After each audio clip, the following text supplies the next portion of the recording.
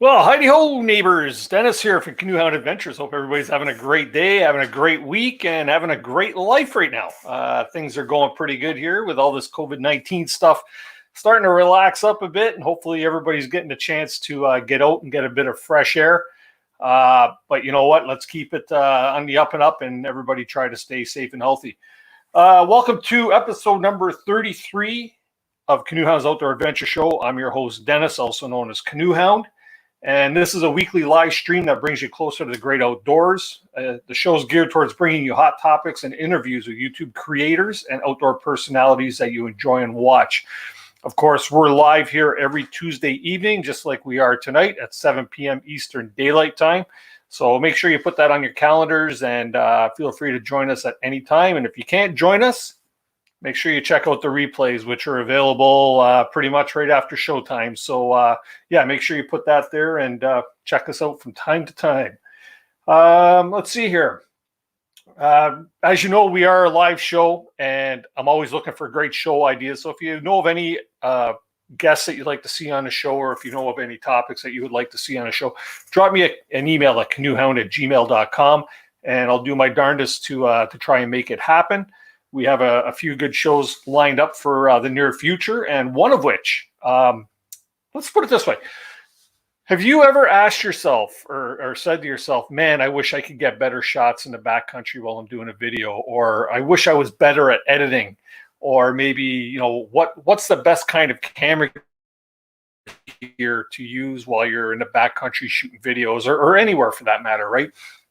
If you've ever asked yourself or pondered any of these questions, tune in on Friday evening. We got a special show for you. It's at 7 o'clock this Friday evening, May 22nd. And basically, it's a show on backcountry video and editing techniques. And we're bringing in Chris Prose from the YouTube channel Chris Prose. We're bringing in Ben Stacey from the YouTube channel 2 Men in a Canoe. And we're also bringing in Matthew Haughn, who is the producer and videographer behind the magical show Mark in the Park, which is a Rogers television series. It's a great show. All three of our guests have a lot of experience in shooting video, editing, and things of that sort because they're in the business.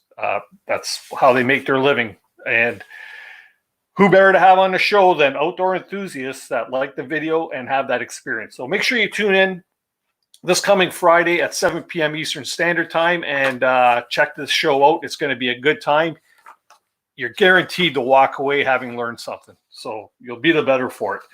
Let's see here. What do we got going on here? I hope everyone is keeping healthy and safe, like I said about this whole COVID thing at the beginning. It's nice to see that, day use at the parks is now allowed. Some conservation areas are opening up. The golf courses are opening up, things like that. But let's just hope that they're not doing this too soon. Hopefully we can all pull through this and not get into a second wave. Remember, you're responsible for yourself to stay away from other people. So keep that 6 feet distance, keep that mask on, wash your hands and all that stuff. Everything that they're telling you to do it. What do we got to lose, right? Let's see here. If you're able to, I ask maybe if you could try and share out this live stream. Let people know that the show is going on tonight, because it's a pretty neat topic we have tonight. Something that many of you may have never heard of, and you're about to learn exactly what's going on. So make sure you stick around for this one. But yeah, shout it out there. I'm trying something new tonight as well. I'm hoping that maybe you can take a picture of yourself at some point here before 8 o'clock and post a picture of yourself on Twitter using the hashtag #KeepTheAdventures Alive. Going to get up there and I'm going to show some people off and read some comments from those of you that do this.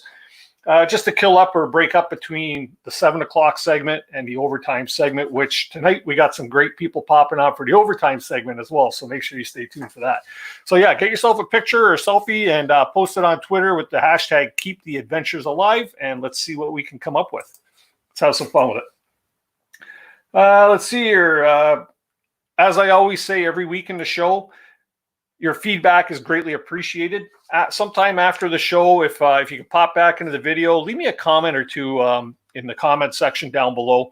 You can't usually do that until the videos are in replay mode, but I want to know what I'm doing right and what I'm doing wrong. I had somebody come in and sent me a email there about 2 weeks ago saying that they thought my introduction was a little long and they want to get right into the guests. And I had to explain to the person that the reason why I do this is to allow more people to populate the chat and get into the show before I bring our guest on. Okay. So it's not because I want to ramble on, because I can ramble on from time to time, but basically the reason why I do that is to let this chat populate. We want to make sure everybody gets a fair shake at seeing our guest.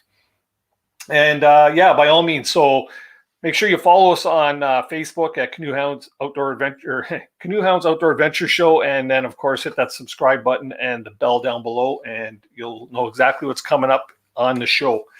And also, if you haven't already done so, check out that join button down below. If you're looking for some behind the scenes perks and things like that, it's a great way to support the channel. We're gonna be setting up probably within the next week or two. We're gonna have a private chat there, and I'm not gonna say who's gonna be on there because I'm still working on it. But I'm working on a couple of very popular YouTubers to get on there and share some experience. The opportunity for some of you to be able to pop into the chat and be on screen here and be able to talk with the, like I say, the people or the YouTubers that you enjoy. So by all means, please do check out that join button down below. It's a great way to support the channel. And I think that's about it. Last thing that we do have, though, is the show's interactive, as always. So if you have any questions for tonight's guest, please do pop it into the chat there. And just like it says here, if you would like to ask our guest questions, start with a Q in caps so I can easily identify it. If I miss it, repost it at a later point. Sometimes I will skip over a question because I may already have that in the itinerary to ask. And we try to carry an order of the show to try and keep things smooth. So, but if you have questions, by all means, I'm sure you're going to have a lot of questions because it's a great topic tonight. And without further ado, so what we're going to do here is introduce tonight's guest, who is a canoeist, a canoe tripper, and he brings something different to the table. He became an ORCA canoe instructor when he was 21, and now he's teaching and trying to bring more of the light back into a lost or forgotten art of canoe poling. So please welcome to the live stream tonight, Stephen Coutts. How you doing, Stephen? Hi. Hey. Thanks very much for agreeing to come on the show tonight. I know this is going to be a fun show. I'm looking forward to learning more about this whole craft of canoe poling. I guess you can't say it's a new craft because this has been around for many, many, many years, right? Wow. I've heard people argue that it was the first canoe was probably a log that they used to get across the river, and they didn't have a paddle when they started. They had a pole. So probably the pole has been around at least as long as the paddle. Yeah. Wow. That's cool. Very interesting. So I think we're in for a treat tonight. So before we get started into the canoe poling, tell us a little bit about yourself, Steve. Well, just professionally, well, I had a dad that talked about canoeing when we were growing up because he was older. And he was in Boy Scouts, and he was in Algonquin Park in the 1930s as a Boy Scout and a Boy Scout leader. And so my brother and I got hooked before we even had a chance to not. But oddly enough, he never took us canoeing. But he sent us to summer camp, where there was a really good canoe program. And up in Muskokas, it was just a church camp. And I always say that we were really lucky because it was a very poor little church camp, and they had nothing. We had old canvas army tents and old beat up donated canoes. And by the time I was 12, we were going on 10-day canoe trips. We'd leave from the camp, head down into Georgian Bay, and some young guy that probably shouldn't have taken kids out, the same as me when I was 20, just poured over the top maps, tried to figure out some loop that you could do, winding around just by the blue lines in the map to get you back in 10 days. And it kind of made you feel, it gave you no expectations. If you ended up a creek and you had to drag your gear, crash through the bush, what have you, then that was just part of it. You know, when you're 12 years old or 13 years old and you're carrying big packs and dragging canoes, carrying canoes. So it was a good introduction for my brother and I, certainly. And I was away. I was in the armed forces for a number of years. And when I got out, I was in the Navy. And oddly enough, I get seasick very badly. They liked me, but it was not a good fit. I And I guess learned not. a lot in the Navy, let me tell you. So you can't fool me on knots and navigation, that's for sure. But when I got out, I needed something to do. And I was asked by a friend who was running the camp, come on up and be our canoe tripper, go off to canoe school. And I don't know if they still do it. This was 1979. And all the summer camps in Southern Ontario, we were just starting to certify people for canoe trippers and such. So everybody sent their person to be a canoe tripper to camp for 10 days. And it was like boot camp again, for heaven's sakes. We were up before breakfast practicing on the lake. It was all flat water style, what we call Canadian style now. But also we covered tripping stuff, and we covered whitewater, and we covered tracking and lining, but no pulling. But oddly enough, I still have the book from 1979. That was our standards. And the book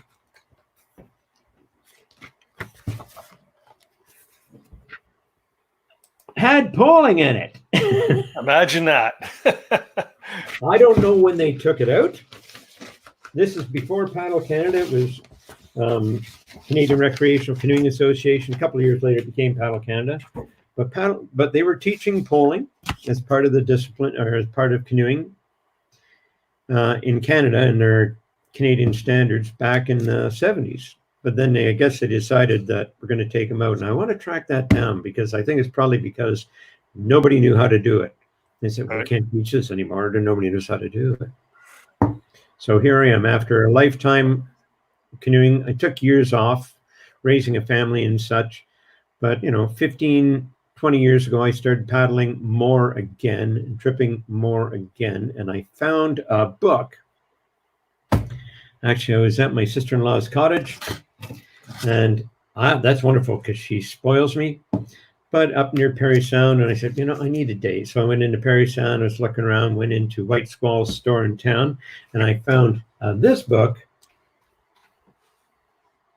on the wall, Beyond the Paddle. And I think it's out of print. But it's a great picture of Garrett Conover, who is a master Maine guide from Maine.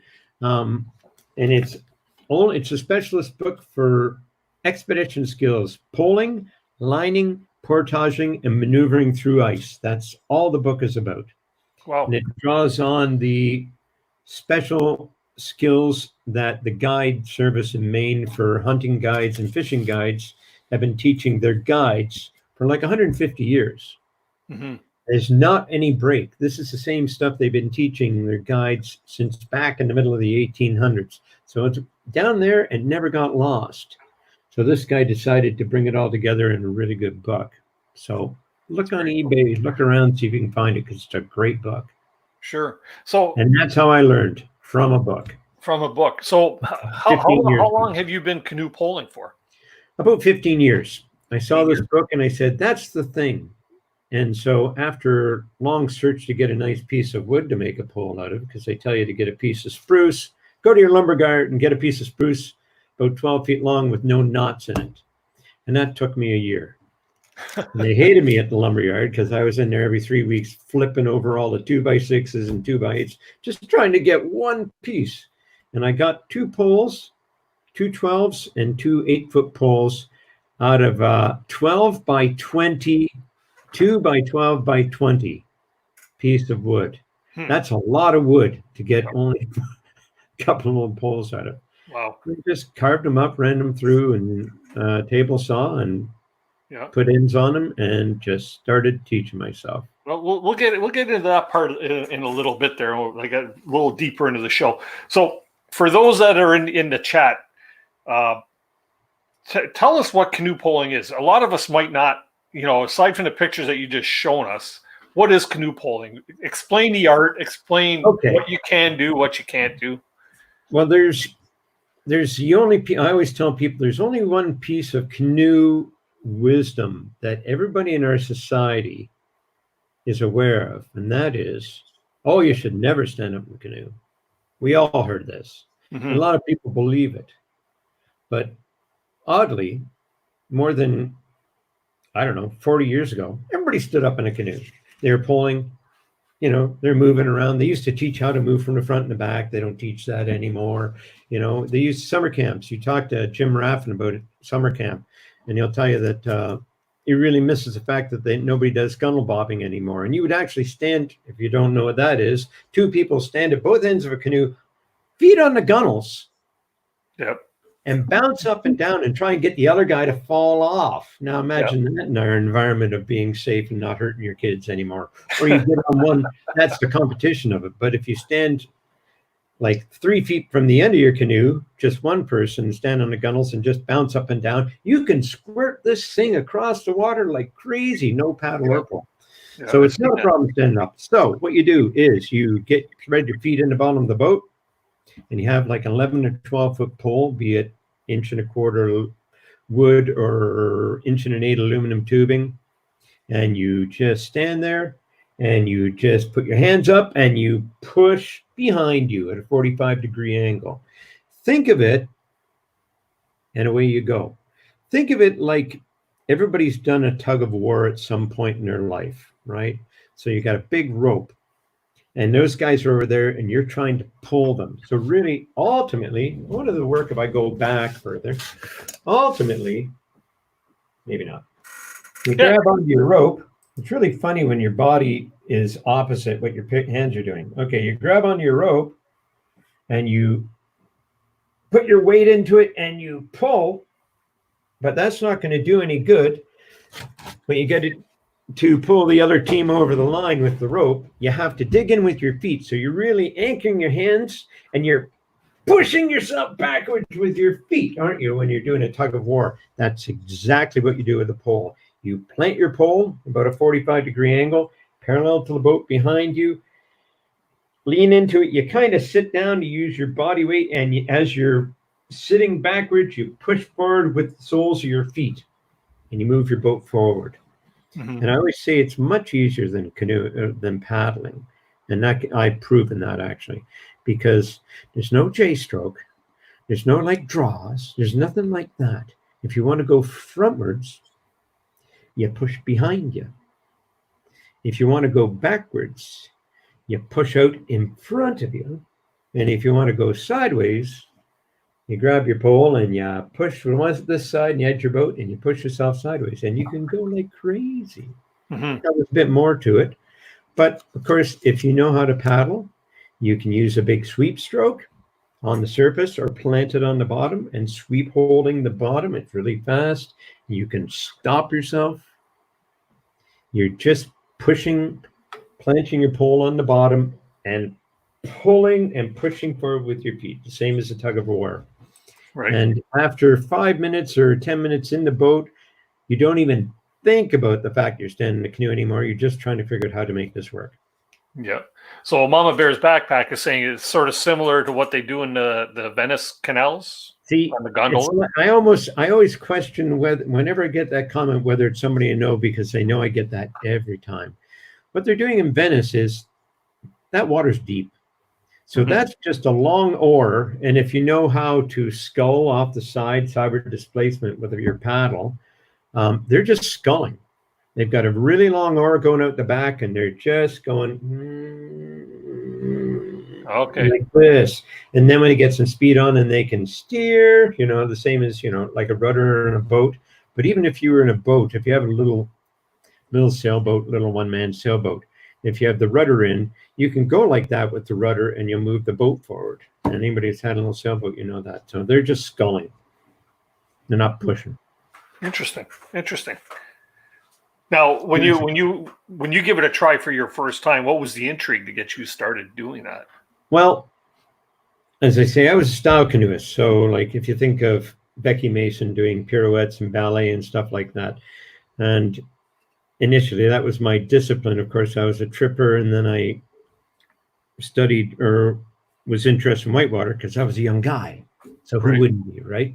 And I've always maintained that the fact that I had the discipline of being able to sit in your canoe like with about an inch of gunnel, not under the water, just about coming in and do little pirouettes and things like that, gives you a sense of your boat. So all I'm doing now later on in life, because I'm 61 now, but when I was in my 40s, I'm going, what do I need more? I need somebody to trip with, but I saw that book. I need something else. I'm not just going to practice doing lake water canoeing. And I saw that book and I said, I can do that because I live in Little Guelph. We have two little rivers that never have any water in them. Our river coming through Guelph is called the Speed River. And when they settled Guelph in 1827, they settled here because of the Speed River coming through the 100 and whatever population we have now, 100-something thousand. There were 17 mills in Guelph on this river, and that's because the river goes downhill in a hurry. But ever since they built a dam in 1970, there's no water going down the river. Most of the time, it's just like a foot because it's flood control dam. Right. So you can't use this river. But guess what? With a pole, the sweet thing is, if your boat will float with you in it, you can canoe it. Now, everybody has been in shallow water with a paddle, and it's like, if it's 18 inches deep, it's getting to be a bit of a pain because of the interference of the bottom. There's all sorts of things called, helpful to have been in naval officer training, shallow water effect, the fact that the water's got to go somewhere, but it goes down and bounces wave backs up, and it's got to get around you, and it makes it hurry like an airplane wing holding like this. So you have pressure, and it sucks the boat down. It's really difficult. And if you get down to a foot of water, you can't paddle that nonsense. People are getting out and walking. You see it all the time. But with a pole, that's my big challenge here. I was out in the weekend, down 2 blocks from my house, and headed a couple of kilometers upstream, average depth 9 inches. A real challenge. Finding that little route through, and you can go fast. Go fast. It's wonderful. So that's it's a wonderful skill, which isn't hard to start and learn, but is so useful if you live in a greater metropolitan area. Toronto's got so many little rivers and creeks and streams, going through it. And if your boat will float, if it's only 6 feet wide, but it's a foot deep in the middle, and it goes through a little canyon, a little gorge or something, there's a lot of those in Toronto. You can explore that with a canoe and a pole. And I'm not talking about, you can boot along that and you can go up. And then when you get tired, you come back down. And that's my love. Yep. That's why I started. I said, this is an opportunity for me to get a challenging aspect of canoeing that I haven't had before. And I can do it without having to book a trip. I can do it for 2 hours, be exhausted, be challenged, and come home. Walk the dog. So Mama Bear's backpack there. It looks like we're going to have a few of her questions up here tonight. Does it matter what the keel of your vessel is like? Is there an ideal type of canoe for this? Yeah, I always believe it matters what the keel of your vessel is like. I mean, keels have kind of gone the way of the dodo. The keels were, birch bark canoes didn't have them. Ships had them. When they started building wooden canvas canoes, they started putting them on to save the canvas. It was a protection thing. They're trying to protect the boats. And then it carried on into fiberglass canoes in many respects. But you can't find a canoe today, I don't think. I don't think anybody's even manufacturing one with a keel, unless you're buying an aluminum canoe still. Any canoeing, if you have a keel, you hope it's what's called a shoe keel, just a really flat strip. But it's the same thing. You don't lose anything having a keel when you're poling any more than when you're paddling. With a keel, you lose maneuverability. And so one thing I want to explain, just say up front very simply, is if you know how to canoe, if you're a reasonable canoeist, you know more than just being able to paddle frontwards and keep it going straight. If you're having some understanding of the dynamics of the shape of the boat and how to maneuver it and everything, then you can pole. Because what you really do with a canoe is you're adding force. You're adding directional force. You're adding a vector force somewhere around your boat so that the boat will do something in the water.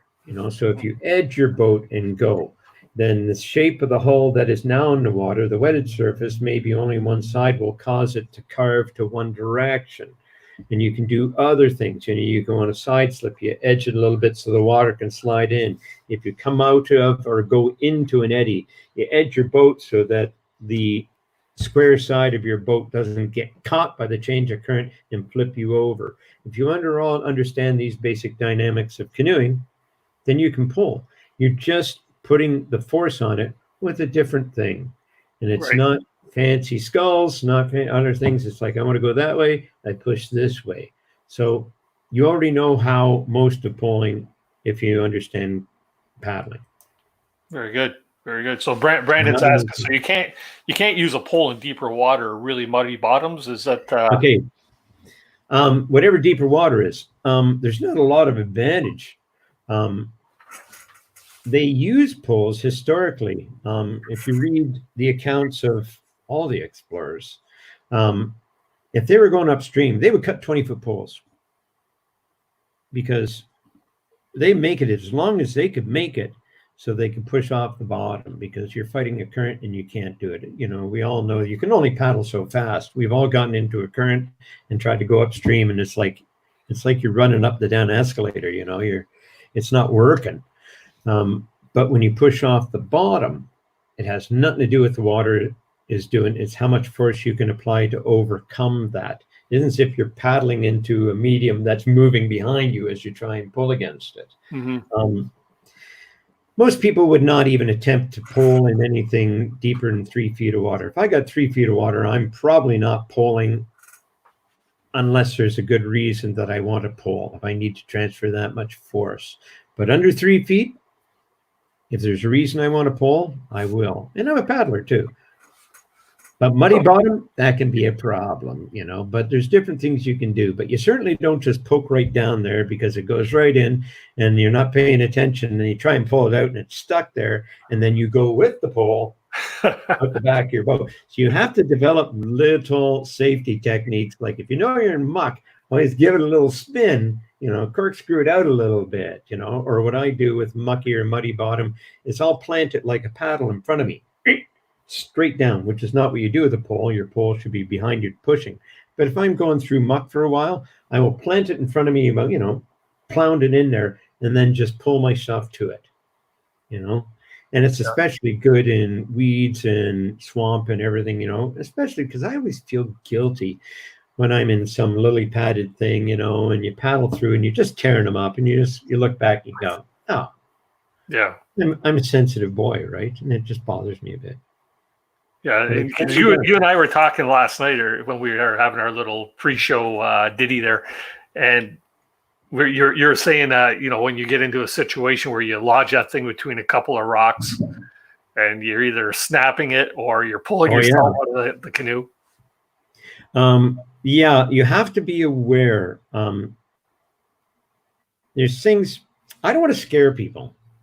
It's really not that dangerous, It's not a dangerous thing to do. And certainly, I've fallen out of my canoe poling. I've been poling for almost 15 years now. I've fallen poling, I think, 7 times. Once last summer, because I was in the Elora Gorge playing around as much as I possibly could, because I want to use it. And it's a nasty place because it's all bedrock bottoms. There's nothing to go. And I'm with people from my club, and they're really nice about letting me goof off, right? But now they're waiting for me. So just when I had 2 canoe lengths to go down this set of rapids, I said, and they're all there waiting. I'm going, I just better catch up. And that's the point at which I stopped paying attention. And I went up on a rock and pitched myself out. And luckily for everyone involved, my buddy Jean was taking pictures. So there are pictures. So if anybody's interested, I can tell you where to go to see that. So, but otherwise, I don't really fall out of, like the only time that I've ever pitched in the canoe, and I've only fallen out, I think 3 times ever in 15 years. I'm a bit anal, I guess. It's not when it's deep or difficult. It's when it's really shallow and you're just cruising along and not paying attention. And when you rub up a little bit on the bottom, you don't think anything of it. Oh, okay, and you try and push yourself up. If you're standing up and not paying attention, and the canoe just goes, yeah, you might pitch forward into your boat, but usually don't fall out. You just go up and you put your hands down. But yeah, you can jam your pole if you don't use proper technique between a crack and some rocks. And I was rereading my book there recently for fun, my first book, and there was a comment in there that what polers learn is become better polers is how quickly to let go of their pole, because your normal tendency is you push and then you feel it and you try and pull it after you're bringing it back and it's jammed and you go, oh, I'm sure I can get it. Yeah. But of course the boat's still going. You're going, so either you pull yourself backwards or you're holding it enough that you snap the end or bend the end off it. So, and I bent and snapped 3 in 2 days once, but that was 8 years ago. And back when you were a rookie, right? Well, I was I was down in Maine with a Maine guide and learning, and it's a different type of bottom. And I was trying to really get the most out of it. And mostly what I did is wrecked a couple of his poles of what I did, but I apologized. And then I ran away.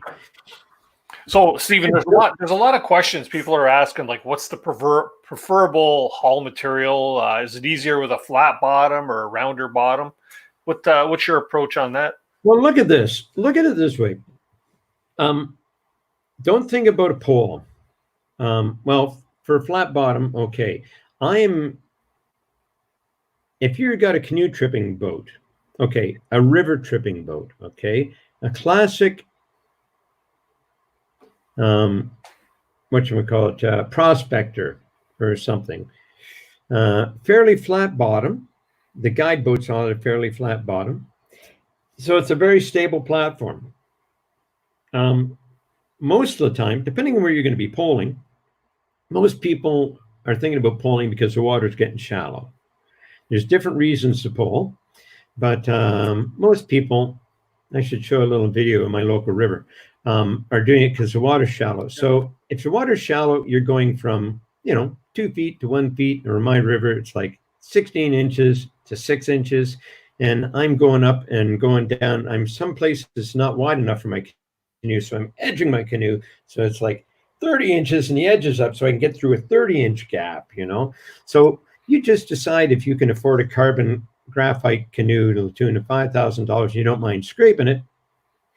Or if you're like me and you got 3 Royalex canoes and you say, well, it is what it is. I'm scraping them, and that's why I have Royalex canoes, That's right. Yeah. But there's no reason that you can't pull anything.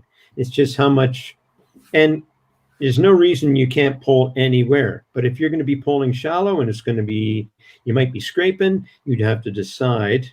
Like Sean Rowley from Paladventure Radio, we had him on a course, and he had this gorgeous new canoe, gorgeous carbon fiber canoe. And he was like,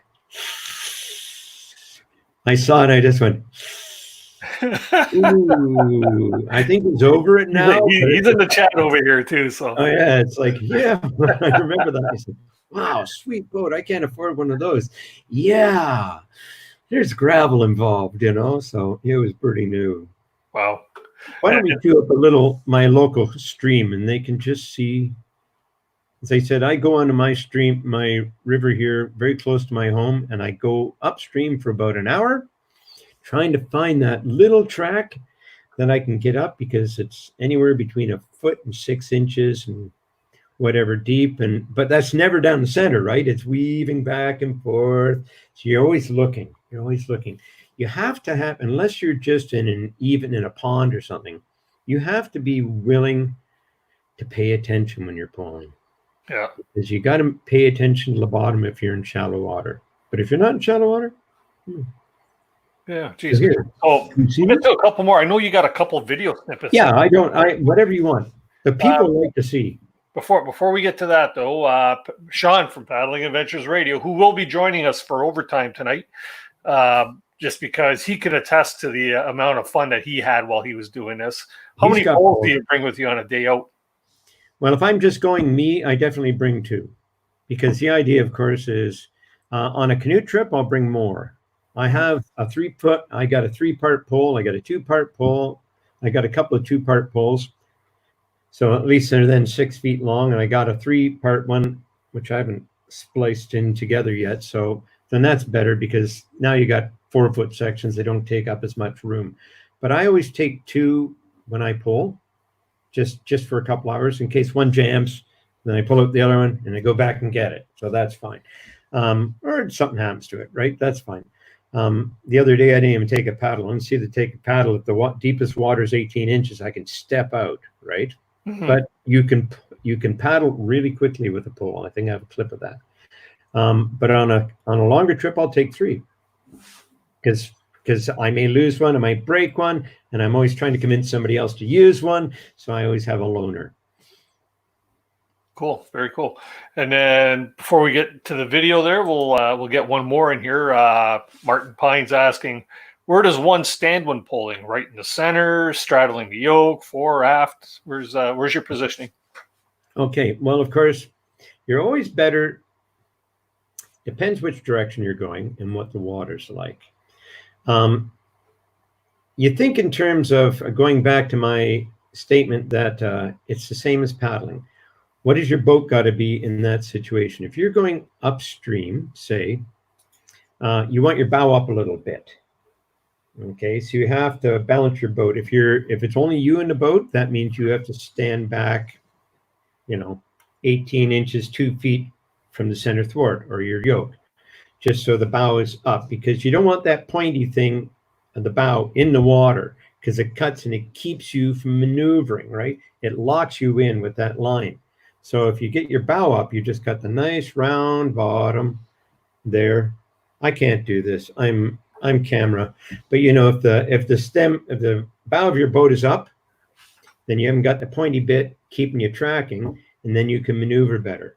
Nothing to grab the current.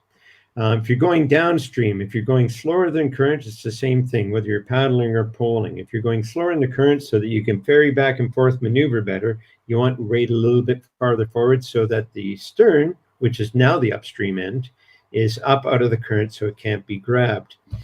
If you have packs, you throw them as far forward as possible. And I've gotten to the point now where, not in my local stream, but if I was going out somewhere to be a little bit more challenged, I like the idea of taking a bag or 2 of water softener salt, because it's light and heavy. Put it in a plastic bag and throw it right up in the bow. Then I can move back and forth and control how my boat is sitting in the water. But I don't want to carry water softener salt. So what I've come up with is take a food barrel and a 5-gallon bucket, put the food barrel right in the bow, get the 5-gallon bucket, fill it up with as much water as you think you need, put the lid on, snap it down, and put it right up in the bow. And that gives you a lot of counterbalance for your weight. Now, what you can do now, it's the same as having, a week's worth of packs. Now you can move back farther where it's a little bit narrower. So obviously, see if I can get my hands going here. So if your boat's narrower at the back, you can have your pole. I can't do this. There we go. If you're near the center, the boat's wide and your hands are off the side and you're trying to, it's like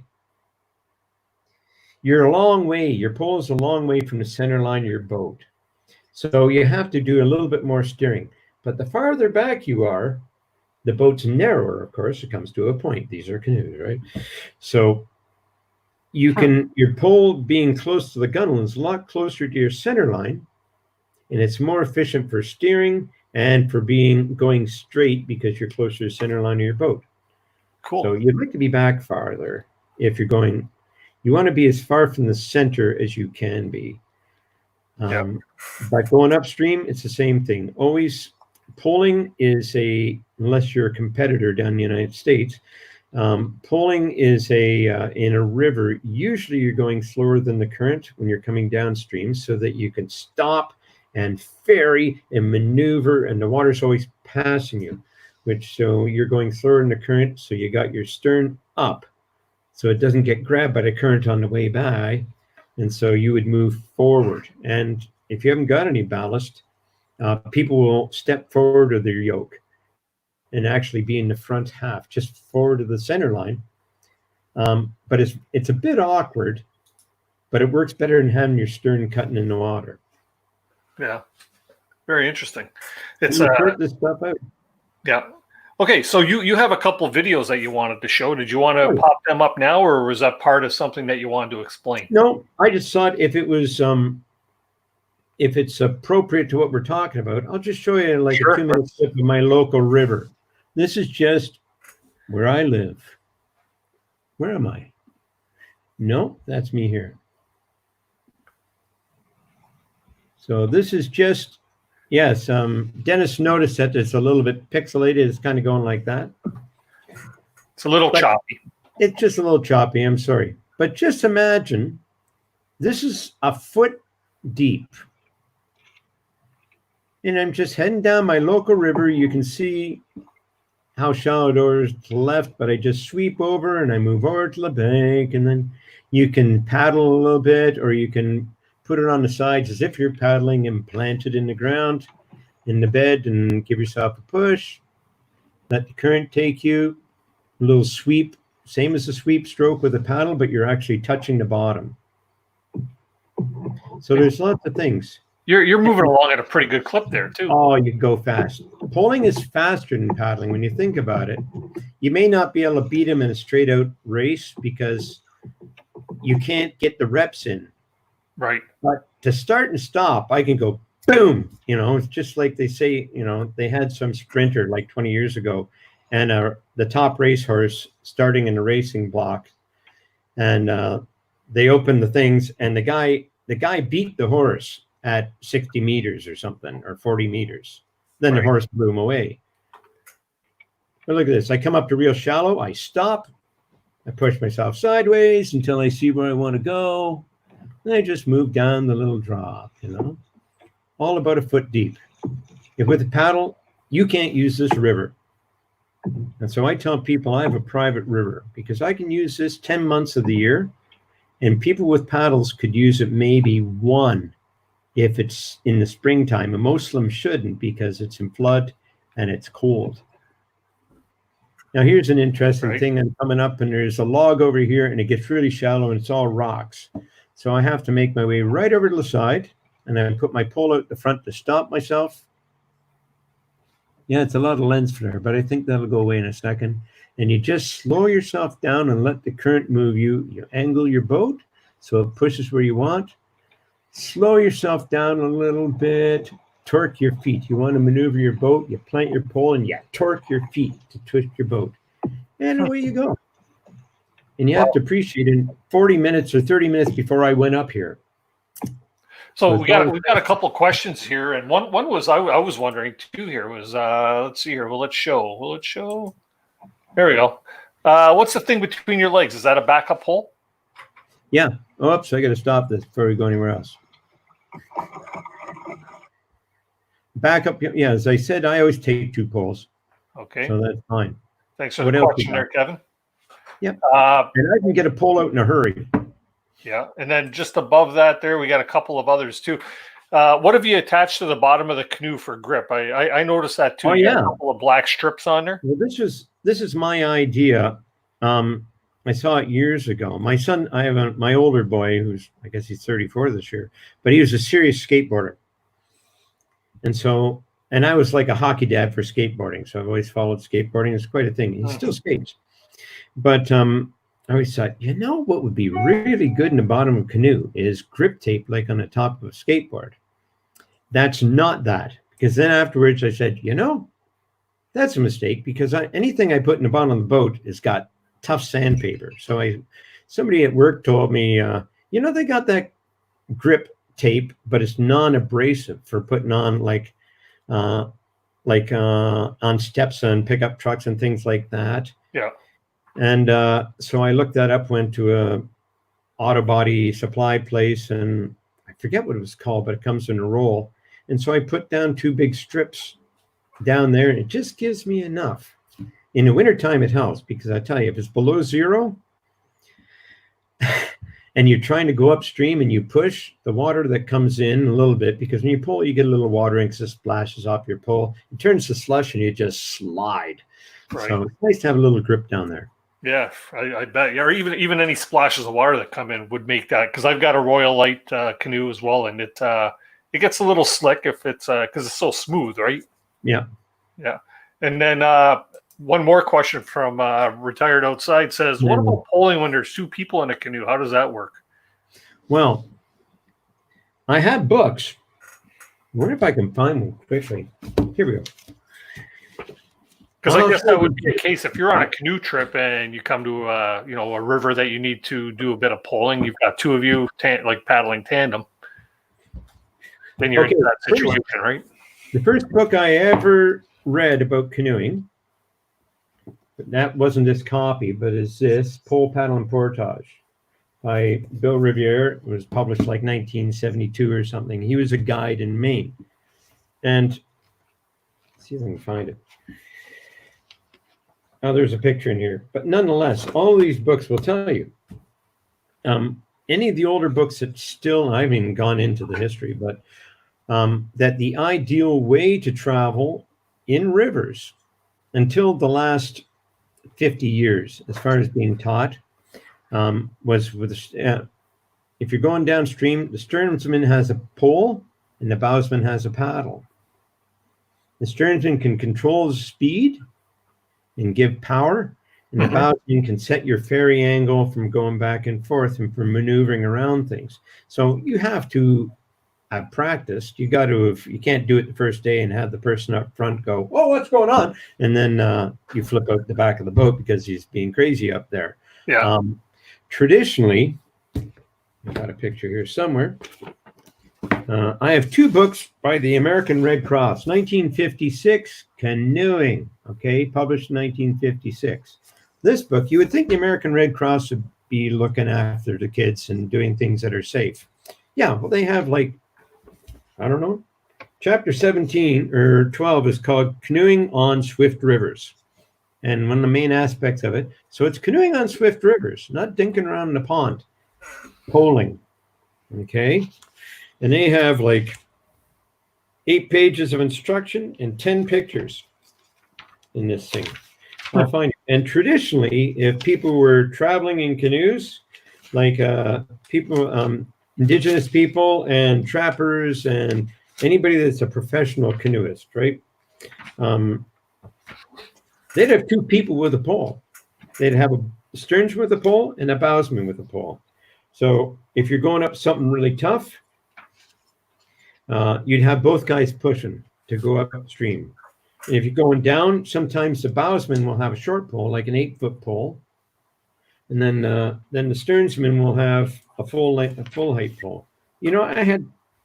There's a picture here. I don't think you can see it where my finger is.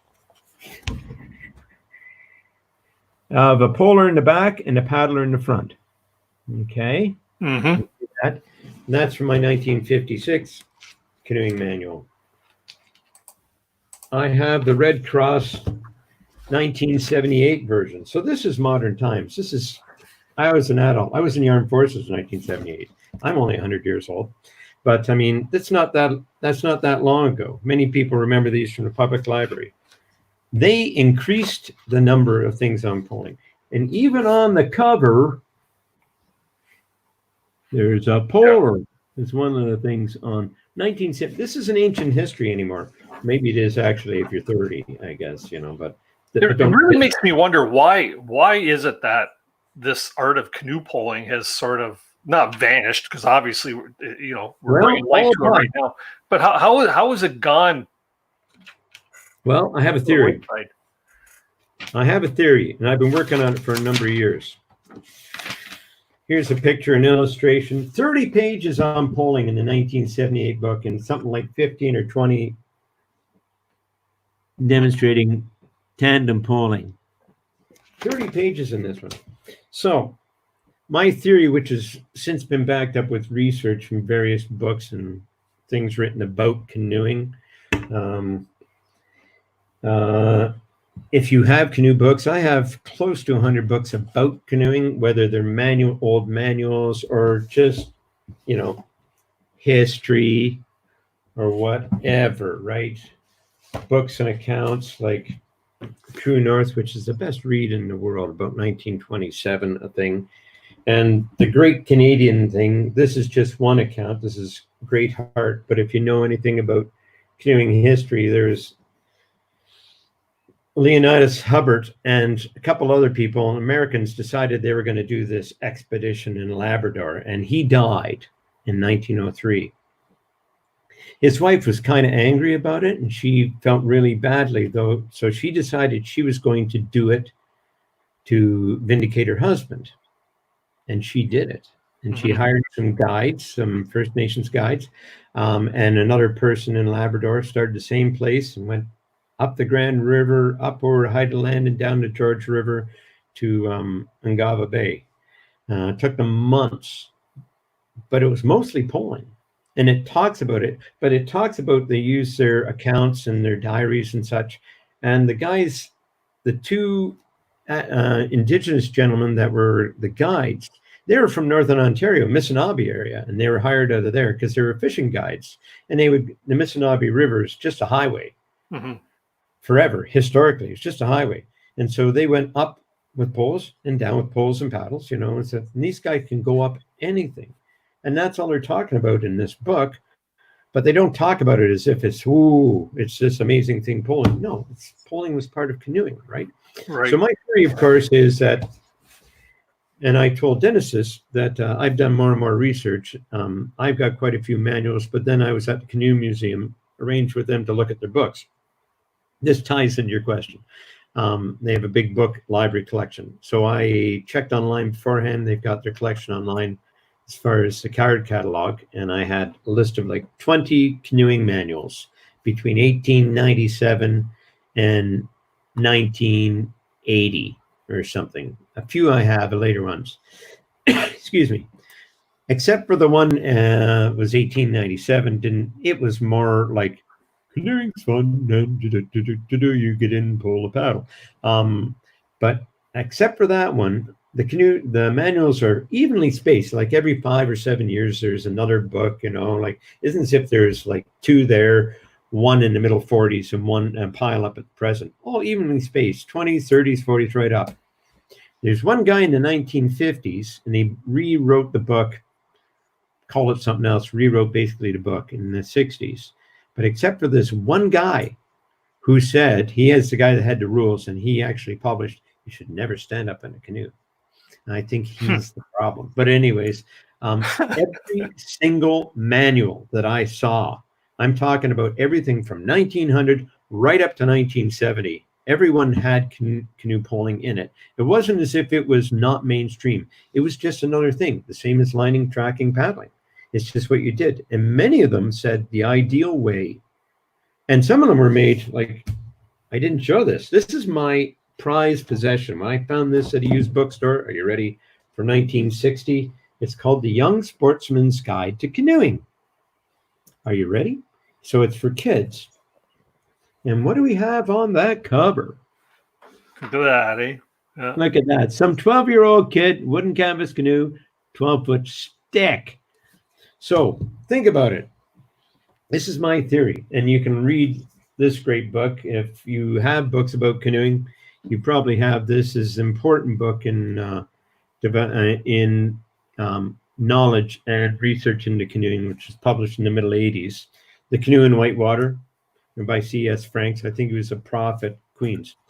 But he talks about, he mentions, alludes to it, that there was a disconnect. I know that all the guys before the middle 70s that were writing manuals, they were professional guides. These were professional canoeists, okay? And they had a history. They learned from somebody before them. They had traditions passed on. They learned from people in the First Nations. They learned at summer camps that had somebody from the First Nations or a guide that set up their canoeing programs. So there was a real history, and poling existed, and consequently, it existed.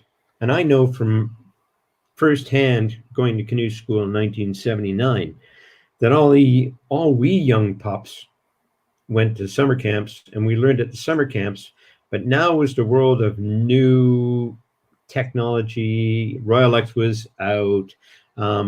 People are exploring more in whitewater canoeing. Whitewater canoeing had really started to develop in the 60s. New techniques came out. And who became the new experts were professional canoeists as far as athletes. Okay. Yeah. And they were the professional canoeists now. They didn't learn from a Maine guide or some guy from Northern Ontario. They learned from coaches, and they drew in from other areas.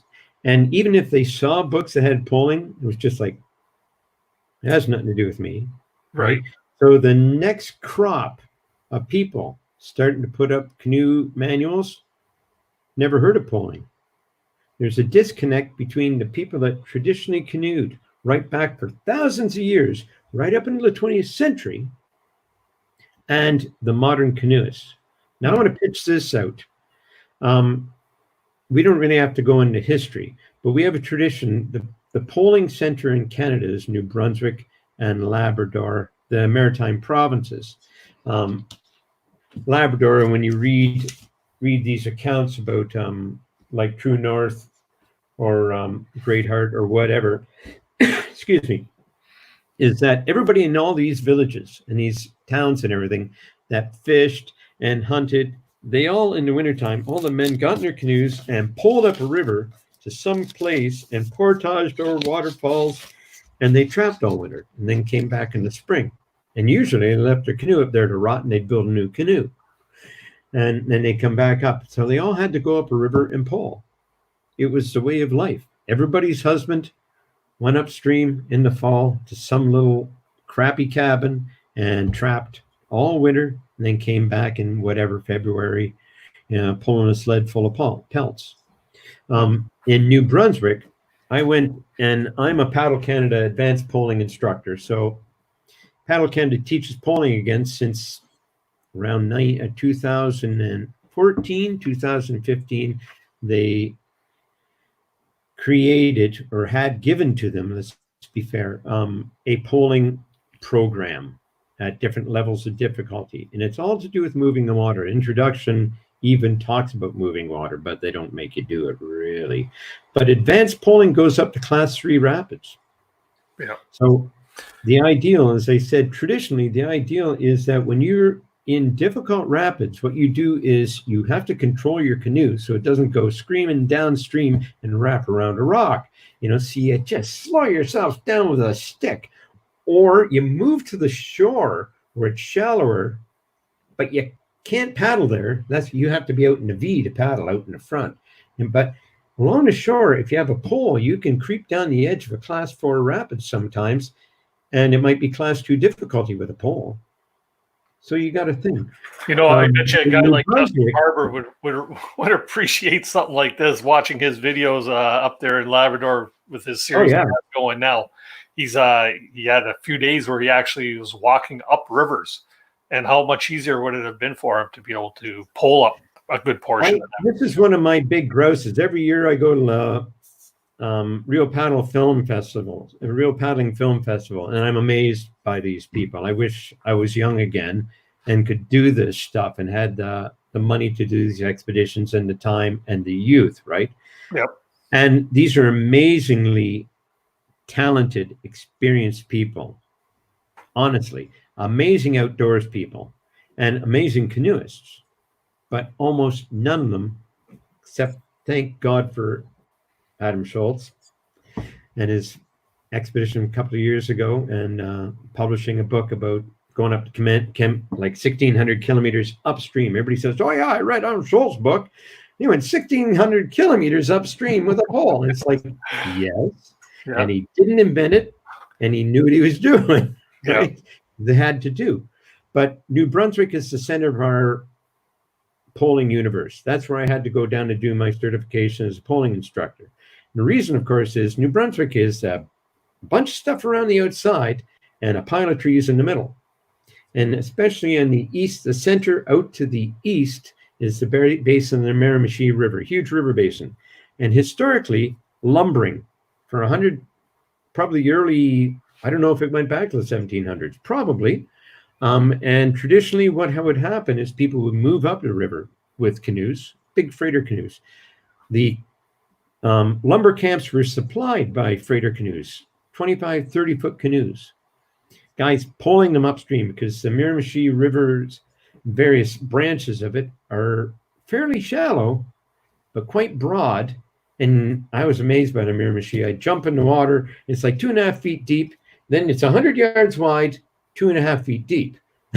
Then it doesn't get deeper. It's just shallow. Mhm. And so everything was moved up into the interior. But more importantly, in the spring with the log, what do they call it? The run. When they're bringing them down, booming them up, and bringing them down, the log drive, you can't get in front of the drive. But these whole camps, and it's a long way, the whole camp comes with it, and they'll have like 40-foot boats, and maybe bigger, I don't know. I'd love to learn more about it, that had freight on them, everybody's supplies, all the food. They had cook boats. The guys cooking all the time because the camp was moving with the log boom. And all these boats were controlled by people with poles. There are no paddles. They bring the little ones, plus smaller canoes that zipped around the booms, and rescue canoes to go and say it was all poling. So I was told by there's 3 gentlemen in New Brunswick. I want to give them a shout out because I appreciate so much what they've done, not only for me, but Kevin Silliker, Tim Hume, and Rory Matchett.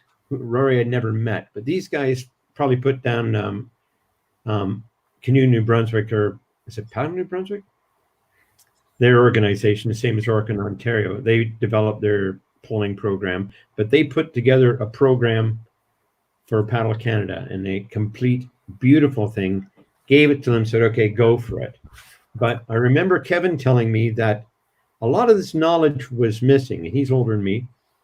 And he told me about back, I don't know when, but it could have been 30 years ago. He wanted to learn more about polling. Nobody would tell him. And you go to the town, and he said, there's old men sitting on the porches that used to work in the lumber industry. And what guaranteed them a job every year is they could pole a canoe. They could pole a freight canoe up. So their history, their psyche was that you don't tell anybody else how to pole because that's what you make your livelihood with. You don't want to create competition. So they took years chatting these old guys up, trying to get a little tidbit, and they'd throw them a bone. And then they'd work at it. And if these guys realized that they were really going after it, even though the lumbering industry with poling is gone, they had to work over years to reclaim this knowledge from these gentlemen who are all gone now, that worked in the lumbering industry right up until probably the 50s and the 60s, because you still can't use outboards in that depth of water. Right. So these guys did a lot of work to learn these things, and that's why we have a polling program, and the knowledge hasn't disappeared. Okay, see, we're at that 8 o'clock hour. How about that, where we do the junction? But I do have something else I want to cover before we bring up our additional guests that'll be coming on for the overtime segment. And this is a perfect segue into how do people get involved? Is there a way to get into polling if you don't have the tools to make your own poll? What can people do to learn? Where can they go? Who can they talk to about learning how to canoe pole? Well, you can Google it. There is a Facebook group for canoe polling. I didn't advertise on the Facebook group for canoe polling this interview because I didn't want those guys coming here and hearing me talk about it. There's some real experts there. I mean, these gentlemen that I spoke to, they're there. All the Americans that the tradition's always been there, as you say. The American Canoeing Association has been competing at polling since the middle 60s. Mm-hmm. And you should go onto YouTube and find this race. There's a recording of a race from about 8 years ago, and you won't even believe it. Guys zipping around a slalom course on a moving river in a canoe with a pole. And you're going, like, when I first saw it, and I was a poler, I was like, well, that's just impossible. It's just dumbfounded. But you can Google how to make a pole. There's jokingly, you're either making that out of an aluminum tube or a piece of wood.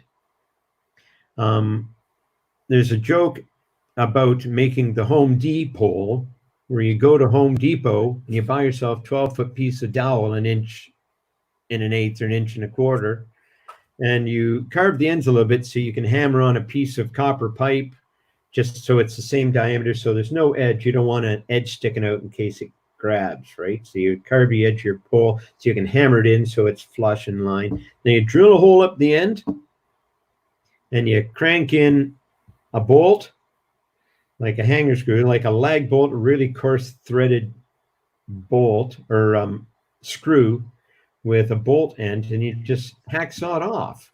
Glue the whole thing with epoxy. Or a And put piece one of on printed each rock. end. Yeah. I'll bring a pole in here if I can, and I'll show you the end. You can make them out of aluminum. But you talk to people on there on the. I wish I could. I'll tell you what, it doesn't exist yet, but will soon. I have a YouTube channel called Canoe Poling. Oh, Charles. Charles is an instructor, so I don't even want to hear what he has to say. He's going to make me look bad.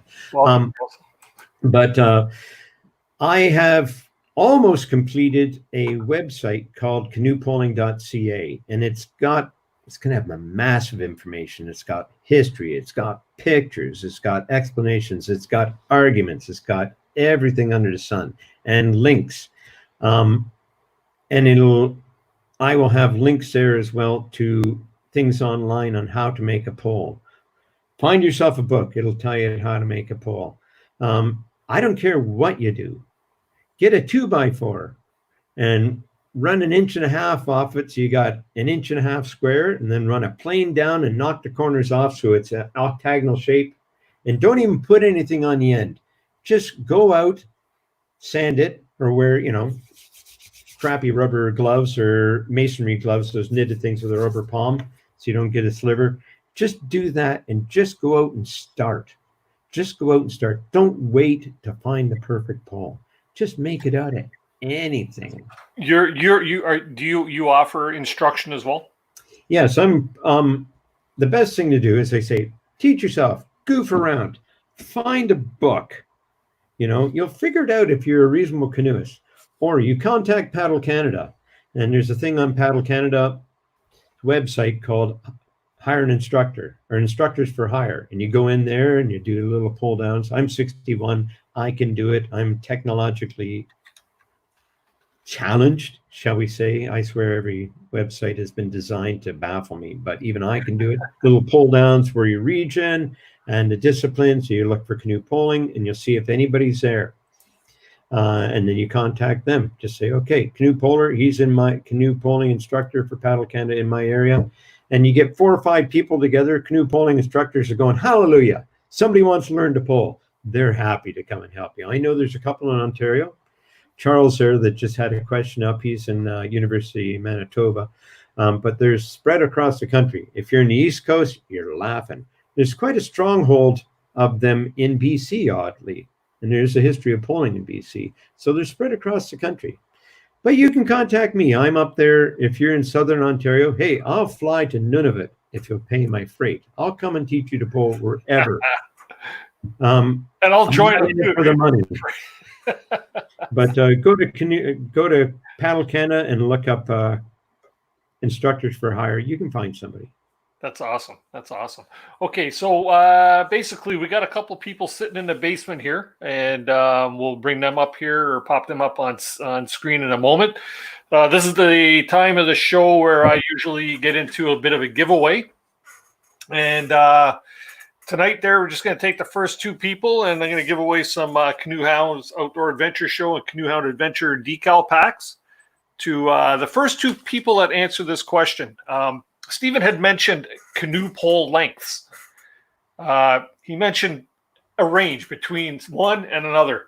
What was that range? First 2 people to pop it into the chat will win yourself a Canoe Hound Adventure. It should be polars, not polars, and I'll know who you are. Yeah, okay. If you already know, don't. Come on, show them a bone.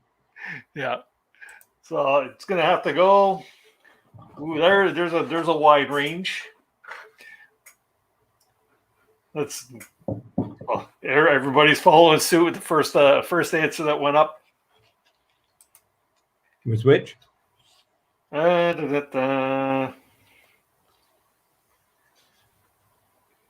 Okay, so it's not what I had in mind. What would you say the common 11, 12 feet.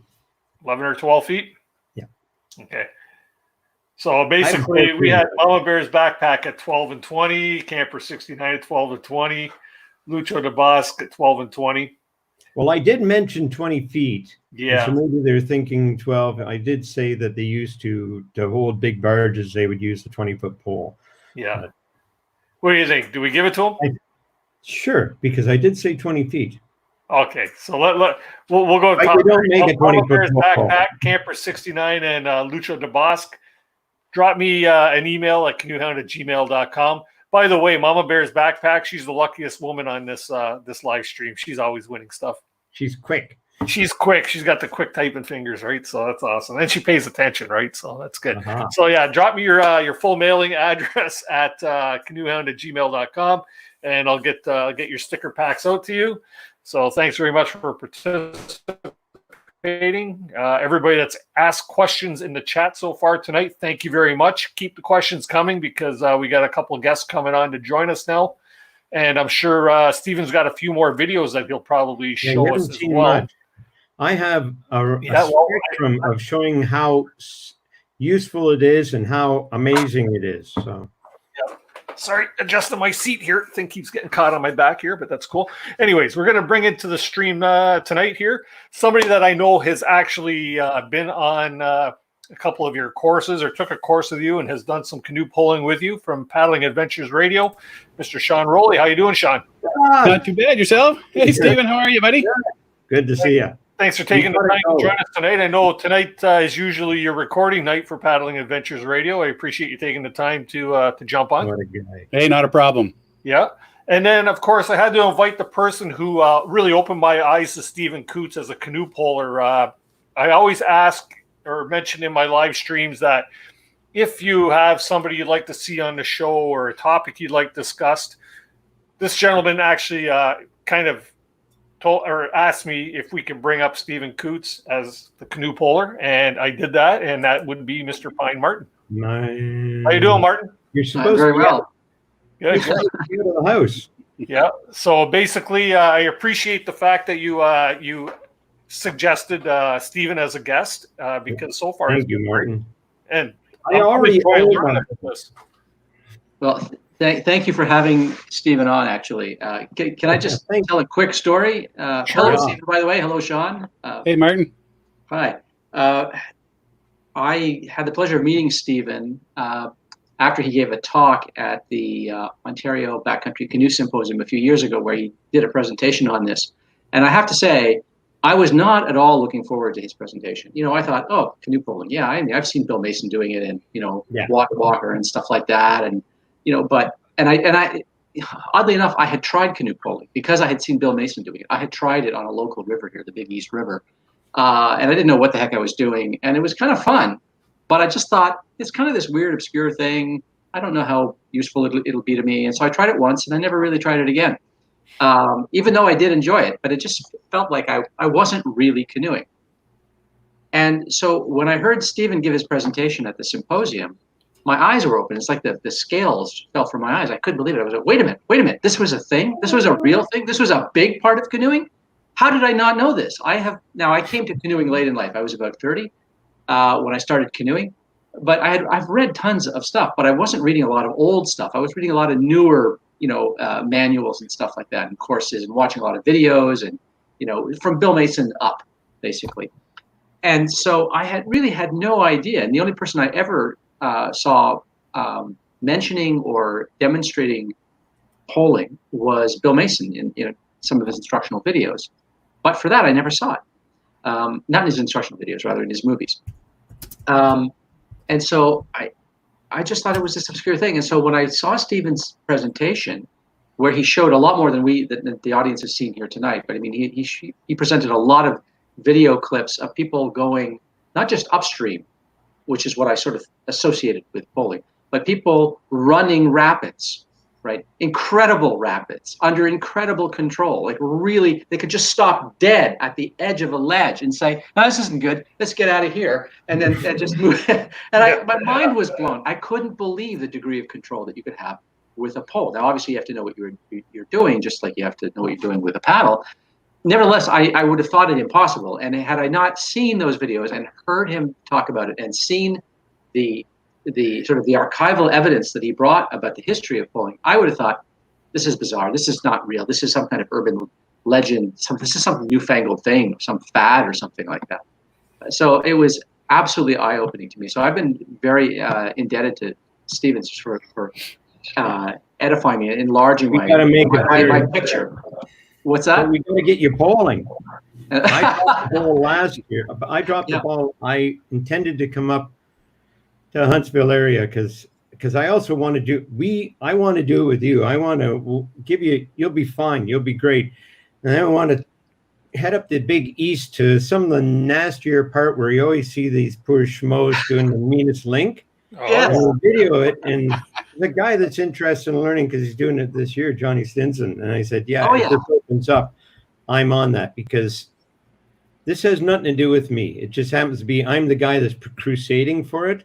Yeah, it's just got to come back, and Sean knows, and Sean has the best. I got the best quote, and it's still my favorite quote. He said to me, "We did 2 days." We did an intro. This sounds bizarre. You wouldn't say you do an intro to whitewater canoeing one day and then do an intermediate whitewater canoeing the next day, right? You go, well, that's nuts, right? But you can do that with poling. First day we were dinking around. We even went downstream and dinked around. Second day, we went on the Credit River upstream, and we went down the river trying to avoid stuff. The guys, there was some trepidation, I'll tell you, at the beginning of the day, but it was kind of a weird, dodgy start. But at the end of the day, he'll tell you, it's like, you're not thinking about the fact you're standing up and you're going back and forth and everything. And he said to me, we had a little powwow. We had a little rest. And we're all sitting on the bow decks of our canoes in the middle of the river. Somebody got a beautiful picture. And Sean said, it's just a beautiful way to see a river. And I just never forgotten that. And I keep using that. And I say, and it's just a beautiful way to see a river. You know, you're not sitting down. You stand up and you're in the countryside. It's just a lovely way to travel. So and this year, it's a great way to see the golfers shooting balls at you too. Yeah, it's good. Daylights. Wow. Yeah, where Stephen took us, part of the river goes through a golf course, and people decided they'd take pot shots at these guys. Think they were aiming. Yeah, they had bad aim. We were sitting down though. That's the thing. Yeah, you know what? And that's exactly it. It gives you such a different view of the river than sitting down and paddling. You know, when you can stand and you can see so much farther ahead of you, and you can see over the high riverbanks that you're usually not seeing past, is really a different view. And yeah, once you get the hang of standing, it just goes right out of your brain. You're not concentrating. Oh, I'm standing. You know, it just becomes second nature.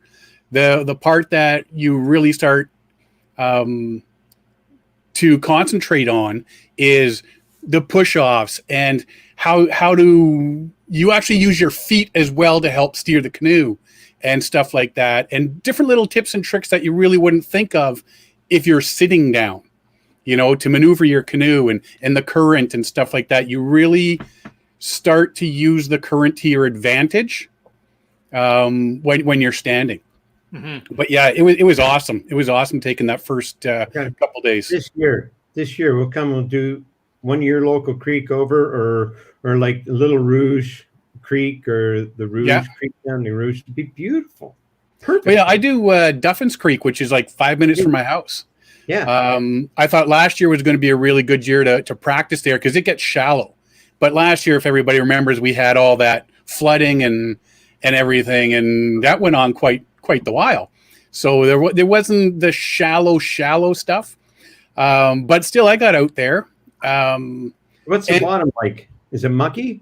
At the beginning, coming out of Lake Ontario, it is because it's marshy. But as you get up the river, it turns gravel. Yeah, because it's a lot of moraine. Yeah, that's the bottom is gravel. And there was usually a couple spots that you have to get out of and take your canoe over, right? But if you're poling, you don't need to do that. Well, yeah. Right. Now, I'll say something in my defense. When we took the course, your defense already. Or how long into this? What are the charges? When I found out about canoe polling through just Googling stuff and through You Paddle saw that Canada. article in Yeah, I saw that Field article in, what was it, In Fisherman or something? Field and Stream, and it's Field still and the best Stream. article. Yeah. And I got a hold of Paddle Canada, and then they sent me on to Stephen, and we hooked up and did that thing. And when we showed up, now I take my canoe everywhere. Yes, I got a Prospector. It's Kevlar Fusion, basalt, Wow. the whole deal. But I take that everywhere. Now, After the first scratch, yeah. what are you gonna do? But right? it was pretty much brand new when you showed up with it. Yeah, but there was a couple of scratches. I got the first one out of the way. You were getting nervous about it. And I You know was what? Yeah. Like, oh dear. Oh, Yeah, no. everybody else had the Royal X canoes and all that sort of stuff. So you hit something, you're hitting. All right, whatever. But, and I mean, even Stephen, you said this is the benefit of mine is it's lighter, it floats higher. So stuff Exactly. people were hitting, I was going over. But then you get that nice speed, and then that one rock that you do hit, it catches, and you're just like, "Ooh." Yeah. That's the problem. Everybody put under 3D glasses as shot Yeah. comes flying through the And screen. that's the nice thing about standing up, because you can see down through the water and you get better at it. Yeah. As they say, there might be a clip here. Advertisement. I do have a YouTube channel. I have an Instagram feed. It's just called Canoe Poler, and I've got like 8 videos up so far. I have not done any purpose-driven video recording for this. This is all stuff that because one of my kids gave me a GoPro camera like 6 years ago for Christmas. I'm going, yeah. But the guys I paddle with always make movies and everything. I said, okay, I'll do this. So I figured I'd better use it. So I make mistakes and I don't edit them out. Now, polers will look at it and go, oh, you shouldn't do that. But the only time I have some YouTube videos on there where you will see I'm going down some rivers and they're going in a hurry, like the flooded Bronte Creek, and you can't see the bottom because it's just mud. And it's going like a freight train. And quite honestly, I don't think I was there with a trip and it was an embarrassing day because something I did, but we won't talk about that. But I had canoeists and kayakers, friends of mine who were very competent. But I was so much farther ahead and so much better off because I can see, I can stop, I can ferry. And if you're sitting in a kayak, it's like, you can't see and you're running up on stuff, and I can see the micro ripples. And the other thing I'll pitch is the other thing about poling, since you get to use more than the big V down the middle, for where you're paddling when you're running down. Of course, you're going upstream and nobody's doing that with a paddle, but you have so many other opportunities. You have so many other routes. As a matter of fact, often you want the other route because the middle is the problem.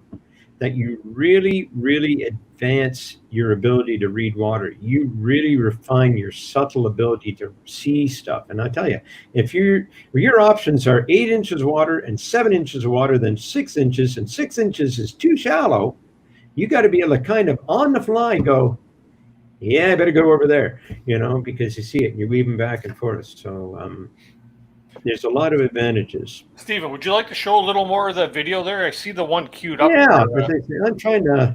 I don't know how much time we're going to have to show stuff. Go to YouTube and see it, though. Yeah. But I'll show. Right. I'm going to go to the end to freak people out first. Because I'd like people to see you actually doing whitewater with. Well, that's what's at the end. But I'll see what let me just pull my thing here. My list. What's the best example? There. So, Sean, I understand there was a lot of splashing going on when you were with Stephen taking your little Oh, it was a funny day. pouring lessons. I fell out once. What? Really? Yep, Is that I only all? fell out once. Remember, and the time I did fall out, I went and bent my wrist. Oh, that was on the second day. Yeah. But I kept falling backwards, Yeah. which eventually led to a cracked canoe seat, by the way. Oh, I did that. I broke it. I've broken 2 yokes poling because I Yeah. would go down to the knee on the yoke. So Yeah. We had Alan Drummond with us of Kingdom Outdoors. we have Alan with us. We had Oh, Alan yeah. with us. That's the On the first time I met Thursday. Alan. Oh, And Alan's a kayaker. yes. So Alan did a lot of swimming that day. Yeah, I felt bad for Alan because Alan's a friend of mine, eh? I And did I not think feel bad for Alan. Yeah, but I don't often feel bad for Alan. I'll show you one thing here because actually Dennis remarked on it. Here, can you put up the share here? There we go. Is it there? Okay, this is in one of the clips I have. But just to show you how powerful a pole is. Okay, let's just see and let it transition. I'm going like a bat out of hell here.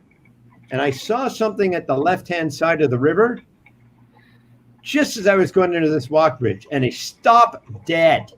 And I'm thinking, maybe I can get down this creek. And also I've got to make sure I don't put my pole up into the bottom of the walk bridge. So I think I lost 8 feet going across the river and managed to just squeeze in and go down this little beauty that I just saw at the last second. The power you have to stop yourself is unbelievable. I'll go to the end, but there is another clip I want to show you. Actually, maybe I'll do this. This is fun for people.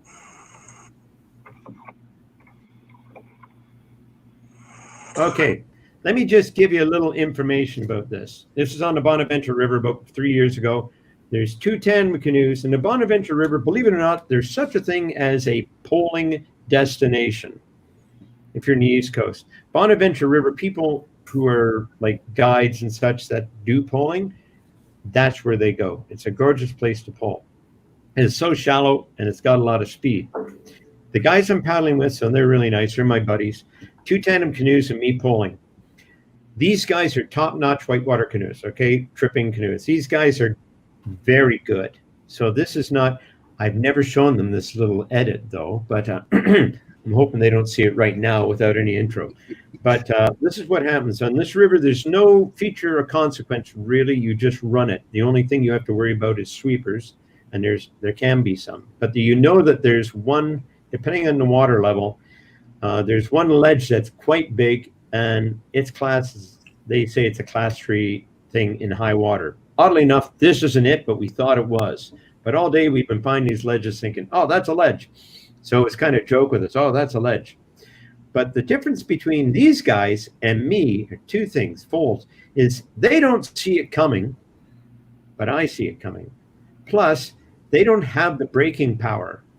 By the time they see it, we're in trouble. So we'll just start this. And I wanted to say up front, though, these guys are top guys. And we're not running something wildly with abandon that we shouldn't have been doing. We should have scouting. That's how this river is run. Okay, that's my excuses. Okay, let's just have a look. Uh-oh, is it frozen? Oh, hold on. Here we go. I got to do this. Here we go. And he just bobbed his head. I know he just saw it. Holy shit. Sorry. Wow. Gonna have to edit that out of the video. And that's hilarious. Because they Gotta edit did. that out of the video. And this is what they saw me do after them. I remember this video. Yeah.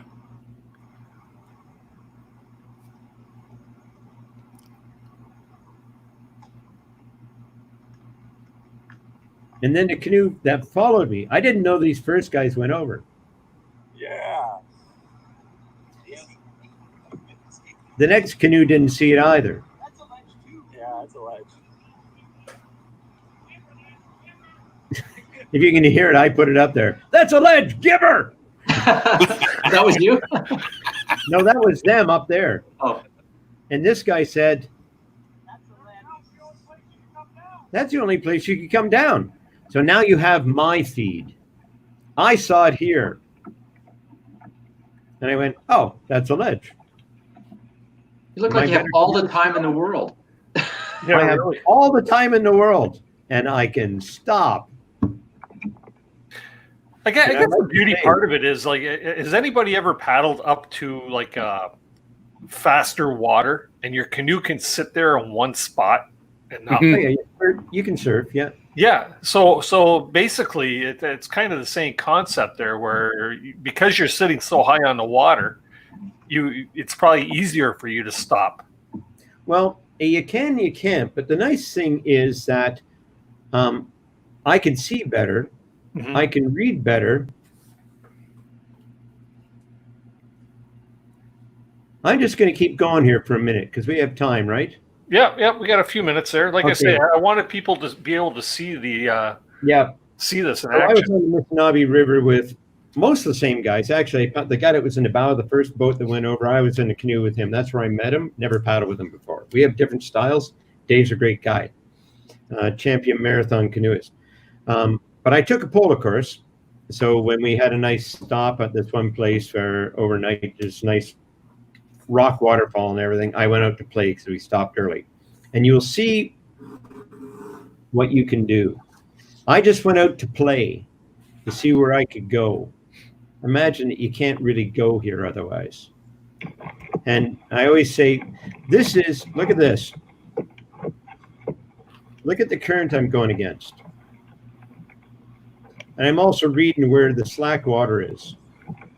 And you can use a pole as a paddle, and you get quite a bit of pull. How long would you say that pole is there? Is that a 12 That's foot? that's 11 foot or 11 and a half, I think. So now this is the only time I've ever had my camera facing me. You can see where I managed to get up. You could never dream of getting up there with a paddle. Mm-hmm. But I was able to sneak up along the shoreline, use the eddies, ferry back behind a rock, sneak up an eddy, and do something else. I carry on dinking around here. You can use stuff on the surface. You can poke a surface rock, and you're always looking down below to see that you're not going to put it in a crack. But look at the power that you can push against. So I snuck across, came up the stream in some eddies, and snuck across here, ferried across. And of course, when you get into a spot like this, it's just beautiful. There's only one thing that you really will always want to do, and that's this.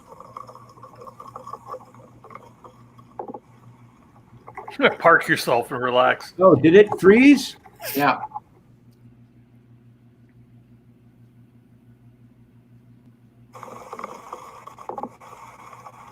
Oh, no. Taking pictures. I took a selfie. Oh, no. Oh, That's man. stuck.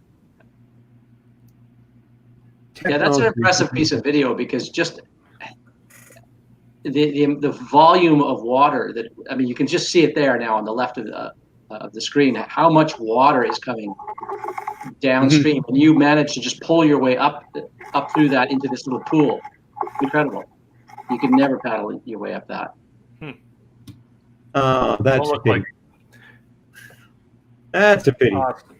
That's awesome. I'll show you one little thing here too, because you missed that. This is in the lower gorge when I play around. This is how well you can maneuver. Okay, I'm going to have to share screen. Share. Application window. This guy, O'Shea.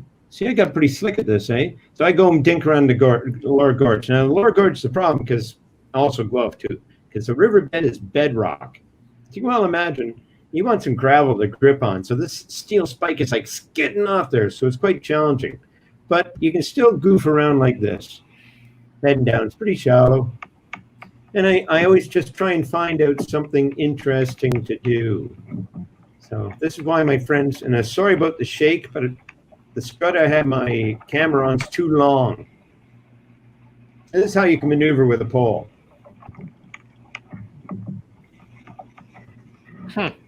You just do turns, and then you just go back up and do it again.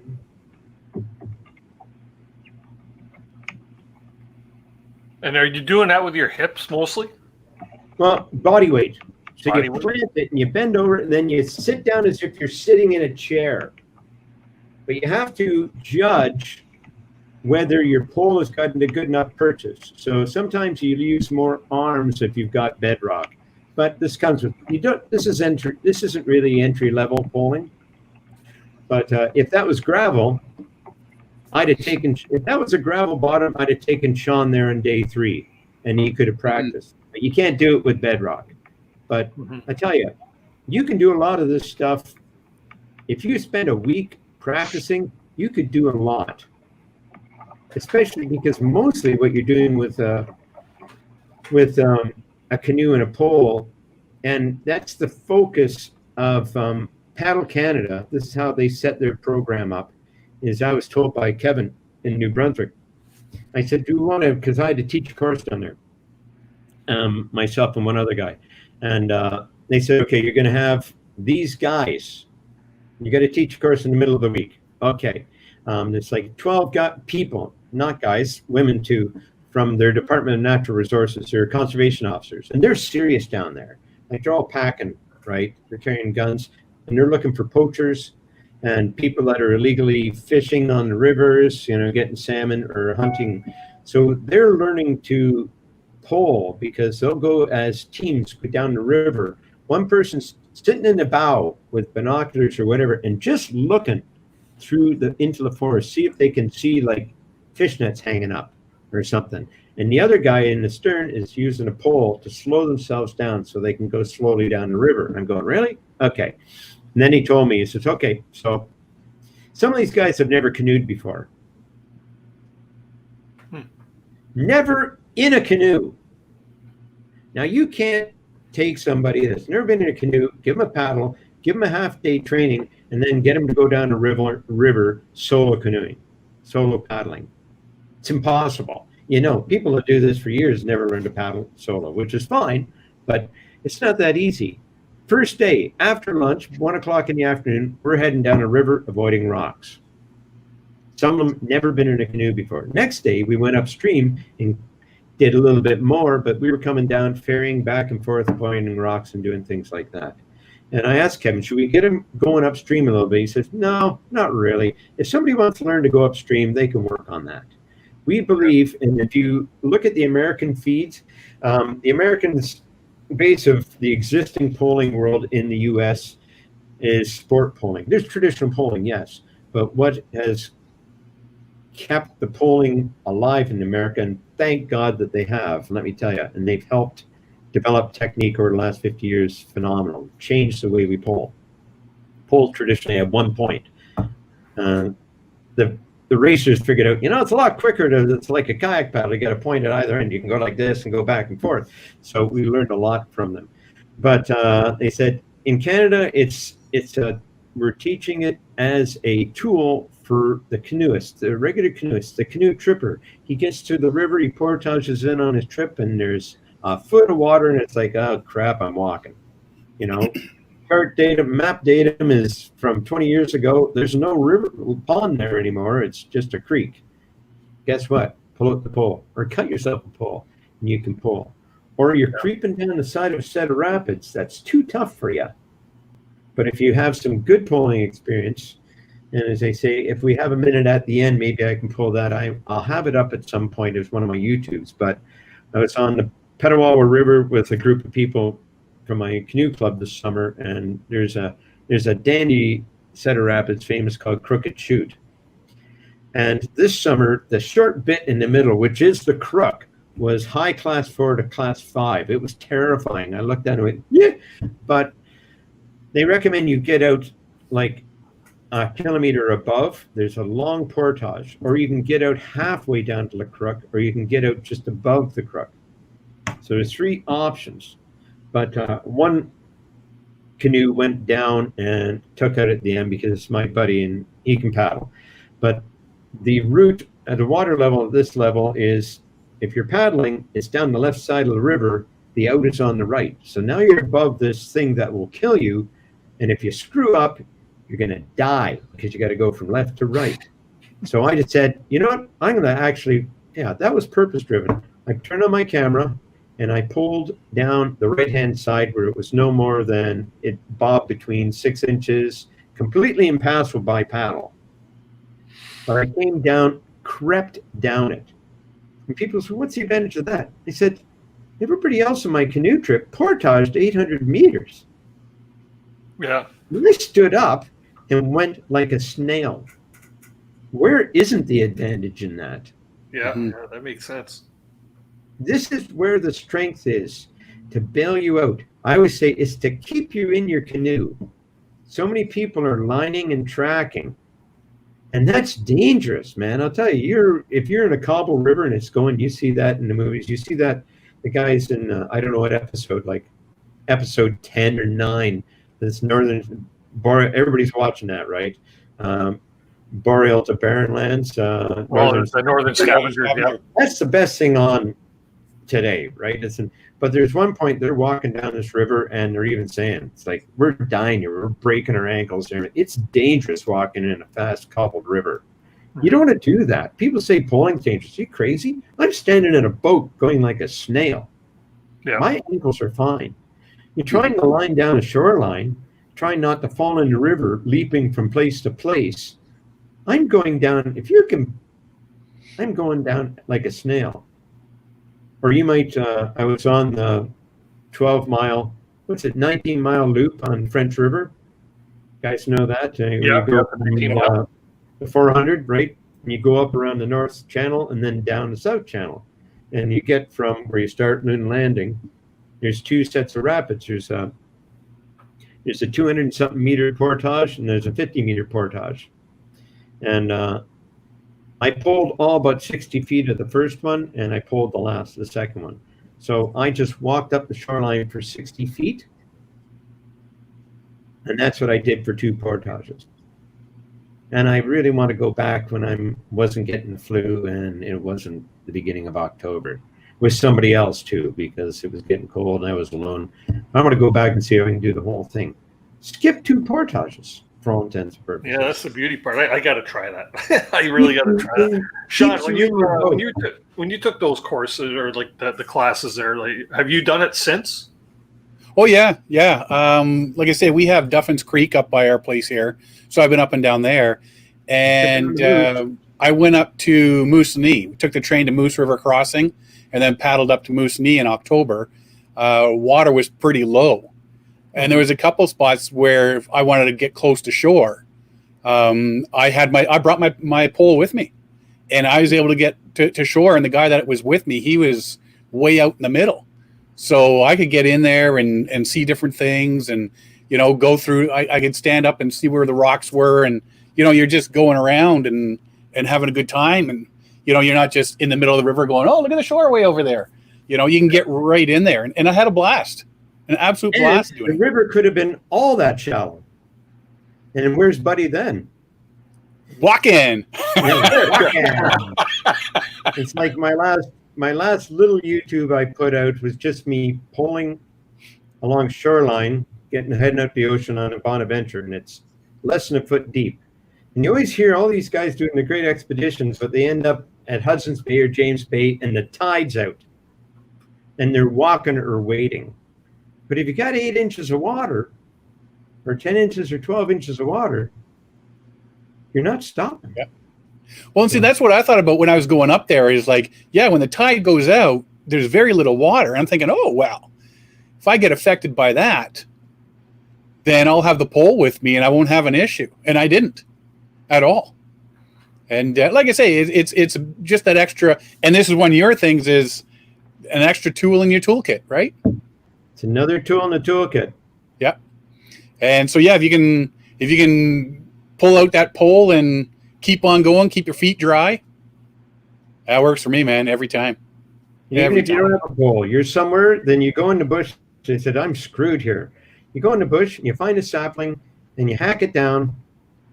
I always carry gloves anyways for a fireplace or something. I always have a pole. But, pull out something and get yourself a stick off a beaver dam that's long or something. And if you have the rudiments, you're laughing. Yeah. Ultimately, every one of us on a canoe trip has thought about that too, where you get into these shallow situations. Oh, yeah. You're in that bog or something, and you think, gee, we can't paddle. We should be really pulling or pushing ourselves along. Push the paddle. So. Yeah. Yeah. And there's times, I mean, when you're in the spring, when you're doing your spring and the water's high, that's one thing. I mean, it's just the opposite problem. But when you're paddling up until November and stuff like that, and the water's like in some places non-existent anymore, having that knowledge to take a pole and get yourself through very little water. And like I say, especially when you're in October, beginning of November, that water's pretty cold. You don't want to be walking through it if you don't have to. And if you have the know-how to pull your canoe and stay dry, then that's more power to you.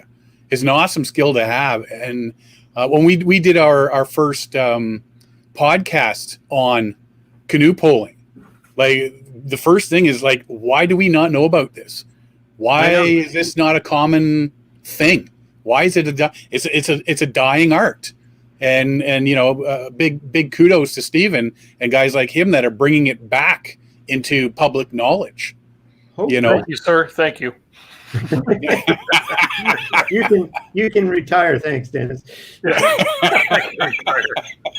May I ask a couple of questions? Sure. Yeah. From the standpoint of a novice, okay, so I tried it once on my own, but I didn't have any instruction. I didn't have any real models. I just had some vague recollection of seeing Bill Mason. Yeah. So, I mean, I figured some things out, you know, but obviously some instruction would have been useful to me. But from the standpoint of someone who's a complete beginner, I count myself as one. Would you recommend someone try to learn how to pole in shallow flat water without any moving water occurring? Absolutely. So that wouldn't be a waste of time. Absolutely. No. Find a beach. You know, find the shoreline of a lake. Find somewhere where it's, you know, 1.5 feet deep with a nice sandy, gravelly bottom. You're not going to get stuck in. Nothing that's going to surprise you. And try and go in a straight line. It helps if you know how to paddle. Let me throw out a teeny thing here, okay? But it's like, I've thought of myself, first of all, I like to tell people, and I said this to Sean, I was born with no quick, I'm a medical anomaly. I was born with no quick twitch muscles. I am the worst athlete, natural athlete. I was the kid that was picked last every time. I kind of look like a jock. People go, hey, he's pretty athletic. He's pretty fit. No, you know, and if you talk to anybody who grew up with me, it's like, no. So I've gotten to be a good canoeist, okay? Let's be fair. And all disciplines. I have worked my butt off to get there, though, okay? But I have a trick other than practice. I practice every time I canoe. Most people, after they've figured out how to keep the thing going straight, they're on a canoe trip. This is not everyone, okay? Okay, I work in the metal fabrication industry. That means people are welding, okay? We all know welding, right? I know guys that have been welding for 1.5 years or 2 years, quite a good welder. I know guys that have been welding for 30 years, terrible welder. And you just go, why? Because he learned to weld, worked at it for a year, and now he got good enough that he doesn't have to pay attention anymore, and he's making a paycheck. He's not practicing. He's like the guy that learned to drive, and now he commutes, but he's not really paying attention. He's just on autopilot. You're not practicing. If you're being mindful, if you're paddling, and you're trying, you know, every canoe goes like this, okay? If you're Becky Mason, you don't see it going like this, but it's still going like that. It's microscopically going back and forth. So one of the tricks you can do is work your paddle along, not every minute of a 10-hour day for 2 weeks. But if you're in your canoe, just go, okay, look at my bow and it's going, What can I do to make it go a little bit less? Just adjust where you're sitting. How tight, get your hands out a little bit more vertical, just shorter stroke, doesn't come off. I see people always doing the long traditional J stroke, big long stroke and a big rudder at the end. And it's like cross-country skiing and then stopping without a kick, and then you kick again, right? You got to maintain the glide. So you just do a paddle stroke, do your correction, pop a correction, and then get it out and get another power stroke in and pop a correction. Don't drag your paddle. All these subtle things. If you saw a video of me canoeing, somebody remarked on it a couple of years ago when I was paddling in to do a whitewater river. They said, I got a very different way of paddling. You don't even see me correcting hardly, and I have a very short stroke. I just use all body motion. I got two bent arms, and I just go like this. And I go about that fast. And you don't see my bow move. And I realized in retrospect what I was doing is that I realized, canoe's always going this way or this way. So what you got to do is, I figured out, why am I doing that? Is that you got to get the canoe so it's always going, trying to turn to your paddling side. It's carving. You add a little bit more power until it's almost changing to go to the other side, and you stop. So it's still coming. So it's just, and you just play with it. You don't even have to understand what I just said. What you have to understand is what I was trying to tell you, which is not you guys, but everyone listening. If you just be mindful of how you control your canoe as you travel, just reducing, refining, just once in a while, just you'll become a better canoeist over time. But if you just learned how you J-stroke and you do it, you're going to be the same canoeist that you were 10 years ago. But what always worries me, and that's why, as I say, as a canoeing instructor, this is what always worries me, is people that have gone on multiple trips and they're always upping the ante, trying to do something better, more challenging and everything under the sun. And these people, like everyone can cook better than me on a campfire. I'm pathetic. I've never focused on it. You don't want to trip with me. I have solid campcraft skills and various things, but I'm a canoeing specialist, right? Most people get all these skills and they can cook. They could open a restaurant out there on a fire, right? And give you wonderful things and sauces. They're putting up tarp cities. They're able to start, with a beam of light, they can start the fire. But their canoeing ability actually didn't get any better. But their tripping ability has. And they don't differentiate. And then they take on more challenging canoe trips. And that's where the danger comes. And what I've also seen is more and more people are getting spray covers for their canoes, which is fine for long trips. You see guys like the Baird brothers, and they got spray. These guys are professional canoeists. They're doing amazingly difficult things. They really have the chops. And they're just trying to keep the water out of the boat because they're doing stuff, right? But you're seeing more and more people that may still dump in a class 2 river, and they're getting spray skirts to keep the water out. They're never going to get any better. And they're going to try class 3 when they can't do a class 2 rapid without a spray skirt, which means they can't do a class 2 rapid. There's a philosophy. I remember reading a letter from a friend of mine about 20 years ago when we were talking about spray skirts, and he said, you should never have a spray skirt on your canoe doing a river or doing a rapid that you can't paddle without a spray skirt. Makes sense. Unless you're pushing the upper boundary. Like I've done I've done a few rapids that are class 4 and gotten away with it without a spray skirt, just because. Maybe because I'm a ballet canoeist. I don't know. I had a really good bowsman, But for the most part, if that's what's keeping you up in that rapid, you shouldn't be in that. You haven't got the chops. So everybody should just be mindful of their poling or their paddling. Always be aware. And there's a difference between doing and practicing. How's that for a little speech? There you go. That was good, actually. It speaks to something that I noticed just recently. I own one of those little pack boats, one of those solo pack boats, and I absolutely love it. And a common complaint among people who get a pack boat is you paddle it with a double blade. Normally, you're sitting very low, like in a kayak position, and because it's open and it's not closed on top like a kayak is, water gets in the boat. Water sort of travels along the paddle, and I had the same problem when I started, but I just determined that every time I went out, I'm going to make sure there's less drip in my boat.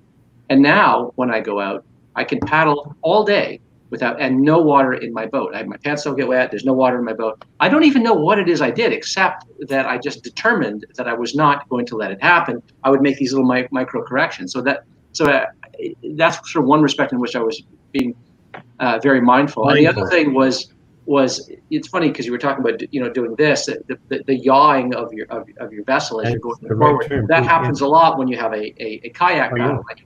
paddle, because there's no correction stroke. Your correction is when your other blade goes in the water, right? But there are ways that you can avoid doing too much yawing. So I was thinking about that. So when you talked about sort of paddling mindfully, so that you're not just on autopilot out there and never improving your paddling skills, that's something I just picked up in the last 2 seasons, where I realized, yeah, I've kind of stagnated. And when I got this new boat, I now had to pick up a new skill, and I just decided I was going to. And I thought, I need to do that with the rest of my paddling. I got a book on poling. All of a sudden, I went, I can do a pirouette in a canoe, no problem. I have a follow-up question, though, for a beginner follow-up question. So what about a loaded boat or an empty boat? If I want to learn, just teach myself how to do this, is it a good idea to have my canoe loaded so that there's a lower center of gravity, it's less tippy, or will I have more control if my boat is lighter and higher in the water? When you're starting, you're just trying, it's like anything. It's like learning to canoe with a paddle. Your biggest challenge is to keep that puppy going straight, right? So everything after that is just add-ons. If you can control that thing, and backwards, I never mentioned that. I can go backwards as easily as frontwards, right? And that's the other thing about paddling. I'll just slip that in there. Nobody learns to paddle backwards. Virtually no one. When people are running rapids and you say, oh yeah, we're going to back ferry it or well, you just back paddle. And they think back paddling is just going through the motion of paddling backwards. No. You should learn to paddle backwards so that you keep your boat going, and then you have much more control. But okay, sorry, I have a thing about backwards. Gosh, what did you ask? See? A loaded boat or an unloaded boat? When you're first learning, what's the best practice? I have not done it yet, but I mentioned it earlier. I've been thinking about asking people when they come to a poling course to bring a bag. Invariably, I don't ask for much money, if anything, So, because I just want to fill a course, but I want to tell people they have to bring me a lunch. Sean was there. I lost on 2 courses in the last couple of years. I forgot my lunch. It's like, so I'm going to just get somebody to bring me a lunch. So that'll be one. And everybody has to bring a bag of water softener salt, which I will get at the end. It costs you $6, and I'll bring heavy plastic bags, industrial plastic, and we will throw them in the bow of your boat, and it'll give you a bit extra, because people go, oh, well, that's an empty boat. Poling works much better. You have more weight to push, okay? If you're going upstream, you can't fight gravity. If you're going upstream, you're going against, Newton. Right. So it's going to be more to push. Going downstream, I always go downstream. I go way too fast and see if I can stop, but that's just me. I'm trying to see how much I can do. But you're supposed to be going so damn slow, like creeping, that it doesn't matter if you have weight. And if it's stable, you can really control it. You can push the weight into it. So yeah, load up a pack, throw your wife in the bow. No, that's not. But throw, she's usually in the bow anyway. Yeah, there you go. Just say, I'm going to try this for a while. But fill up a pack with the heaviest stuff. Get a couple of packs. And I don't know if you were listening earlier, Martin. This is my new thing. Food barrel and a 5-gallon bucket inside. Doesn't weigh anything to take down the river. And when you're done, it's going to be empty anyways. Put it in your bow. Fill it up with 5-gallon bucket. Put the top on. Tuck it right up into the bow. That's a lot of weight. Yeah. Yep. A barrel full of water. And if it's too much, you can pull it back. Get what you want. If you're going downstream, push it right up in the bow and you move forward. If you're just working a pond and working level, normal travel, it's the same as paddling, Bow fairly level, bow just up a fraction, just so it's not catching. So really to start, yeah, it's I've just come to that realization last year. I haven't put it into place that it'd be better to have a bit of weight. Okay. It's less. I think it's like anything when you first learn it, you get the basics down, and then there's a lot of experimentation. You're going to find what works for you. You know, I mean, with canoe tripping, something that works for you may not necessarily work for me. I may do something different, but it's all experimentation and find what you're comfortable with. And when I go up our creeks, you know, with the pole, it's like, okay, you know what, there's these branches up here that I always get under, sort of thing, but how can I get around them instead, or whatever, you know? And just ferry across and flip over, anticipate timing, think beforehand. It's pulling is so much easier for experimentation ultimately. Because we keep saying is like, you want to go frontwards, you push it to back. You don't want to go backwards, you push it to front. You want to go sideways edge, push that way. You're going along, you got to get around that tree that's halfway down, so you just put a little bit more weight on the side the tree's on, and you push sideways. And you kind of grit, and then you straighten and you push forward, and off you go. And the side slipping is a lot easier than you would imagine too. It's so easy. It's so easy to do that. And now when we went out for the day with you there, or the weekend with you, I think I'm the only one that got a pole stuck. No, you pinch your pole? Yeah. I wedged down, I gave a good push, and whoop, looked behind me, and you were right behind me, and I'm just like, I think I got it on the way by. You grabbed it right on as you were coming by. You grabbed it, but I'm just like, all right, now what?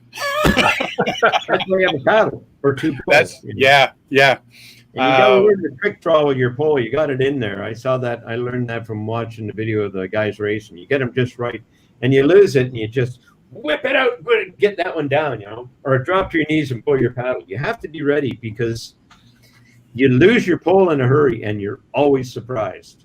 Oh, I was surprised, all right. But at least you didn't break it or were in the water. That's the surprise. Yeah. See, and that's my whole thing is staying out of the water. So, how did Derek? I've only fallen out of my canoe with a pole once when there was nobody there, and most of the time there's nobody there. So what does that tell you? It's like, as soon as somebody's there, that's when it's going to go wrong. And of course, that's not doing very much, you know, for promoting poling, because they're going to see you first of all. It's going, look at that guy, he's standing up with a pole in a canoe, and then look at that guy, he fell out of a canoe.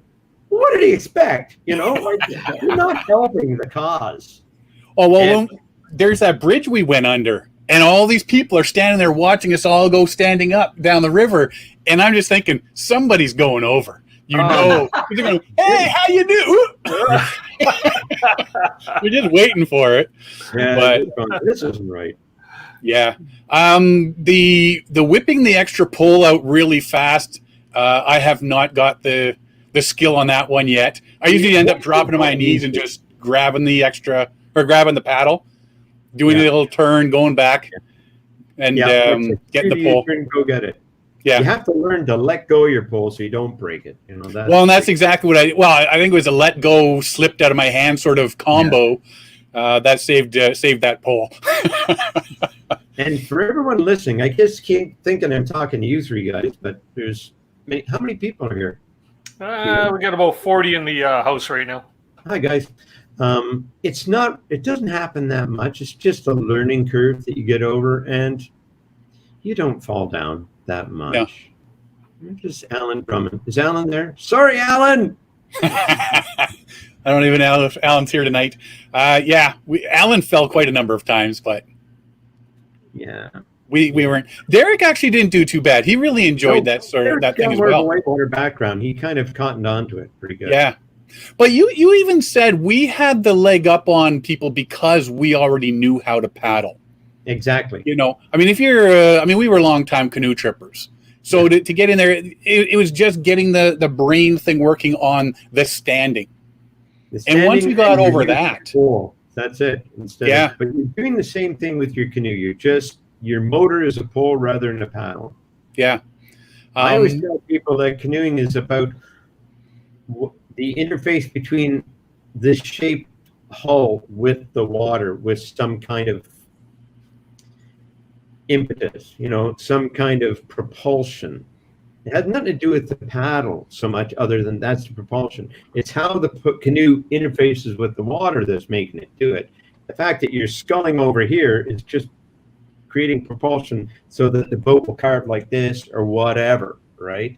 So you just have to change. If you think about it that way, then you're just saying, okay, I would scull normally, but now I'm just going to poke sideways with the pole. Mhm. And the boat do the same thing. Yeah.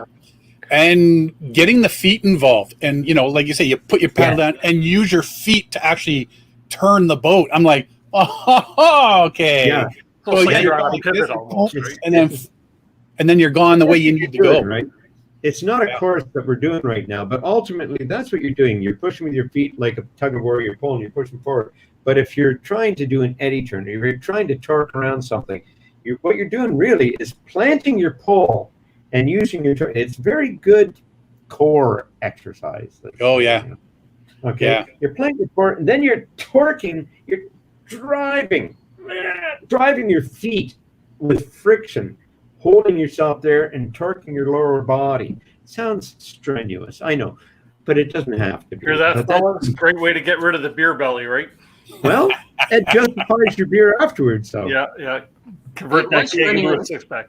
It was strenuous that one day that I tried it. I mean, I put in a few hours that day, and I mean, I was sore the next day. I had all kinds of muscles that I hadn't worked in a long time. Right? It really is quite an all-body workout. Now, I'm sure it wouldn't be to someone who's who knows what they're doing and has developed all these efficiencies and stuff like that. I mean, I was uncoordinated and inefficient and overreaching at times and stuff like that. So no doubt I was needlessly sore for want of experience, but it is a real workout. I mean, your upper body, your back, your abs. If you're just going down a river, if you're just going down a river on a canoe trip and guys are paddling, I was on the Bonaventure with these guys. It's not hard. I'm not doing anything hard. But when I go out for 2.25 hours on the Speed River, 2 blocks from my house, I'm driving her. I'm working. I'm trying to get the new world record up to the road, the next bridge, so I can turn around and charge back. So it's like anything, right? Mm-hmm. I think I'm pretty efficient at it at this point, but I'm still 61 and I'm not that great a shape, so I'm feeling it. So, well, when you first start into it, you're definitely finding new muscles that you haven't used before. Well, I get these days, that's every single muscle. That's waking up in the morning. Yeah. But the shins, Mike, you're right close to the yoke there or whatever, and smashing your shins all day for 2 days. And it's like, oh, man. You get home, and the wife's looking at your legs as you walk around in shorts going, what did you do? And it's like, well, you're putting your legs there and then go like that, and bang, your shins are again. Yeah. You're in the middle of the boat quite a bit, Yeah. When we start, and you're often right up against your yoke, So, like, I should tell everybody to bring a pool noodle, too. And you split. Bill Spitzig had a pool noodle on his boat right there. I gave him heck for it. I was embarrassed him about it at that point. He says, "Hey, you're letting down the team, Bill. You're supposed to go here, but you still got the pool noodle on the yoke, right?" But yeah, if you split your pool noodle and push it on your yoke, at least you're not barking your shins on the yoke. Yeah. As I said, I broke 2 yokes going down on the yoke. I can see that. Yeah. I mean, like I say, I have this aversion to falling out of the boat, so I managed to keep falling backwards. And yeah, I broke my seat. So forward. Yeah. Because the boat all of a sudden stopped unexpectedly. It just rubbed out in a teeny rock that you would not think of when you're paddling. And it's just like, but now you go, wow. And, and it's not elegant when you wipe out when you're poling, I'll tell you. Oh, come on. It's like a double sow cow, right? In battle in figure skating, you're going over, the pole's up, one leg's going around, and I usually land on the gunnel, then roll into the river. 9.9 from the Russian judge. And hope the spot that you're falling in is 4 feet. And the people on the shore are going, right? Yeah. What do you expect? Stephen, Lee Hunter's asking, green pole or seasoned wood when you're making a pole? Oh, I'm not a woodworker. What asking these difficult questions? I'm a city boy. It's like anything. You don't want. If you were going to carve a paddle from wood, you'd season it. right? You don't want to make a green paddle. You don't know what it's going to do. It's going to check. It's going to split or anything. You want a good piece of wood. So if you're going to be that guy, ideally, I read, because I don't do, right?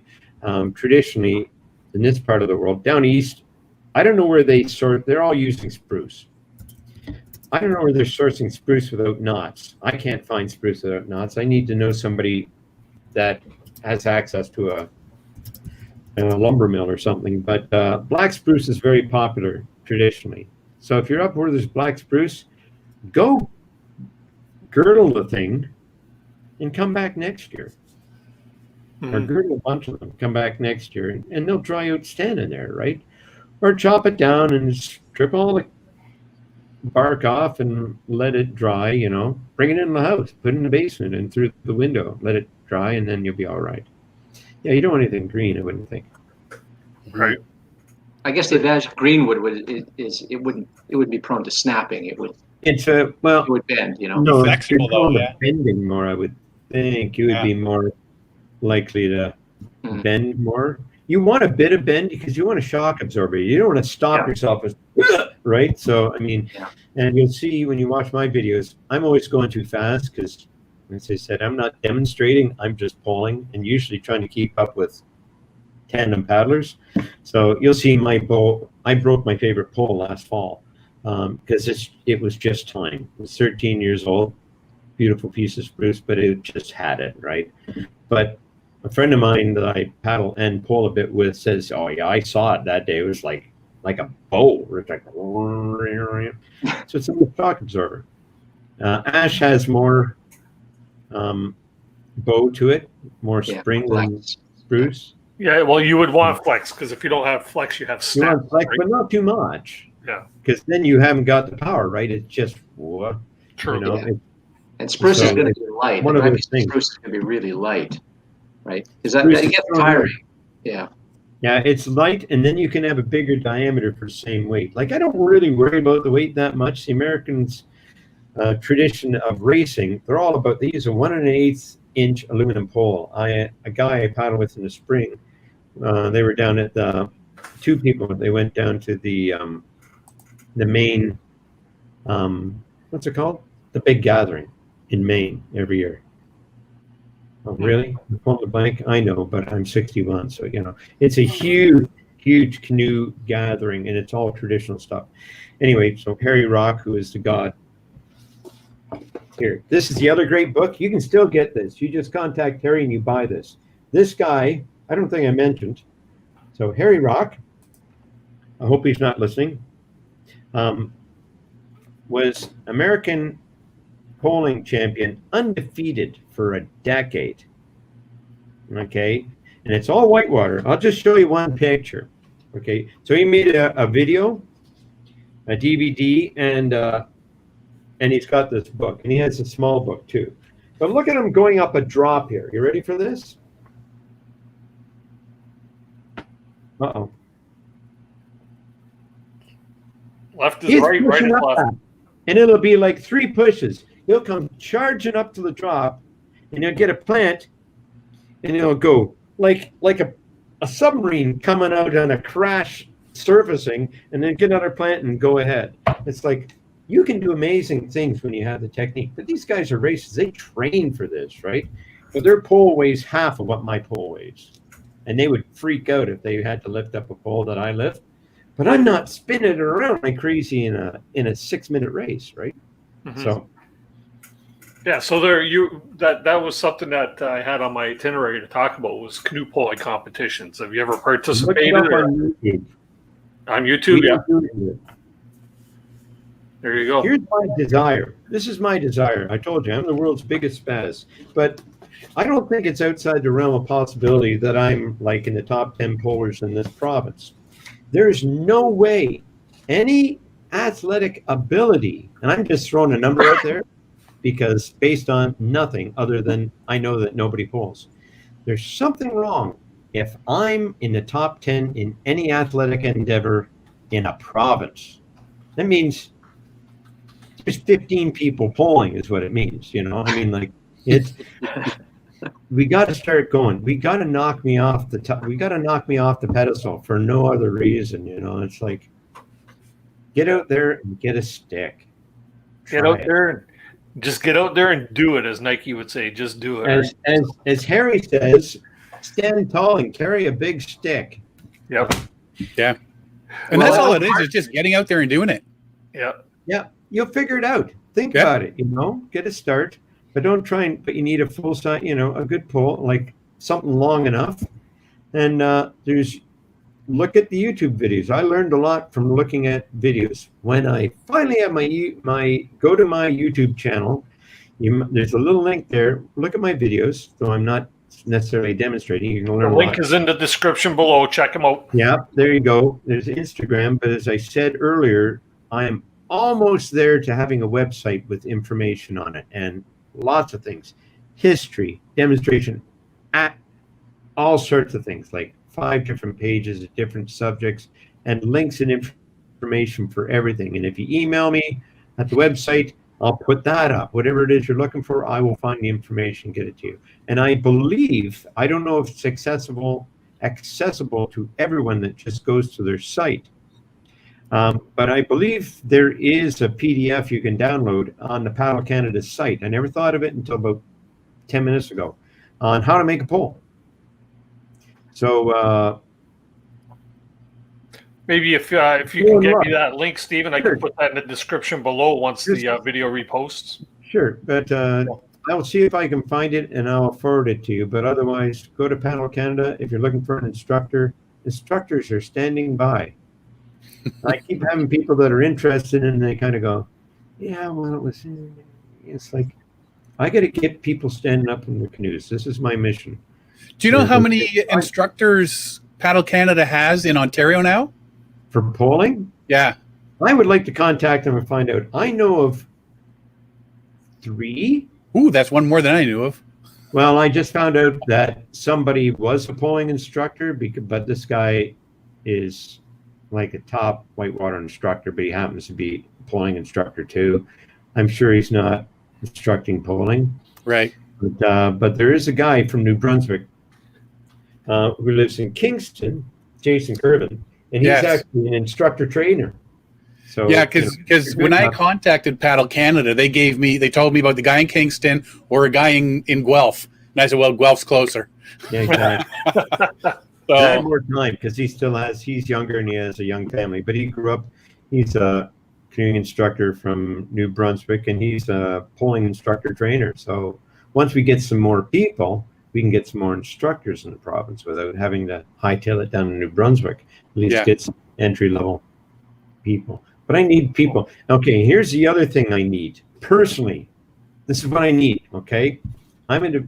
Paddle Canada demands that you teach all levels that you're certified to teach, or else you lose your certification. Because that makes sense, right? I'm an advanced canoe poling instructor. There's nobody one guy that I can give an advanced canoe poling course to in this province. So I'm screwed until you people out there learn to pole. Yeah, so I can give me an advanced course and keep my certification. Gotta keep this guy busy over here. Yeah. Oh, man. I'm in trouble. So, wow. Awesome. Well, with that being said, gentlemen, we're at almost a 9:20 mark here, so we're like 20 minutes over overtime. Oh. And so we're gonna close things up. Stephen, thanks very much, man. You really opened up a lot of eyes. That's I know you what I do. Eyes. And I'm looking forward to this summer, hopefully getting out. Have you been out paddling or poling yet this year? Yeah, a bunch of times. I was out on Saturday, the one nice day. The one nice day. The one nice day. To our additional panelists here, Martin and Sean, thanks for jumping on with us tonight. Lovely to see you both. No problem. Great having you guys on from time to time. It's always awesome. In closing, I'd just like to say to everybody in the chat, thanks very much for your support, coming out, watching the show each week. It's greatly appreciated.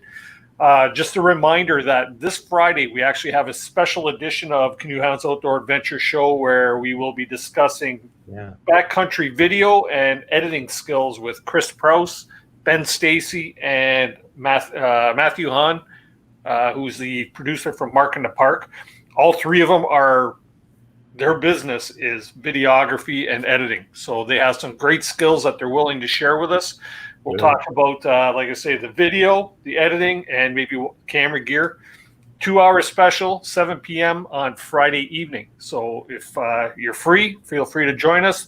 Spread the word. Let everybody know, because it's not only for people in the backcountry, but anybody that wants to brush up on their video skills, right? If you haven't already done so, make sure you check out Steven's YouTube channel. You'll see all kinds of really cool videos on there. Martin Pine down below, he's got a great YouTube channel as well. And of course, you got to check out Paddling Adventures Radio. If you're not already listening to these podcasts, you really need to, because it's an entertaining time. Thanks, Sean. Good stuff.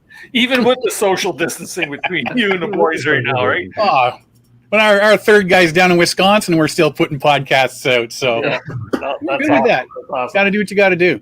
Yeah, and if you haven't already done so, please hit the subscribe button for Canoehound Adventures. We're here live every Tuesday evening at 7 p.m., so make sure you tune in. We'd love to see you. And with that being said, everybody have a great night. Gentlemen, stick in the room here for a sec so I could talk to you after the show, and we'll carry on. So everybody stay safe. Have a great week. Keep the adventures alive. Thanks for coming.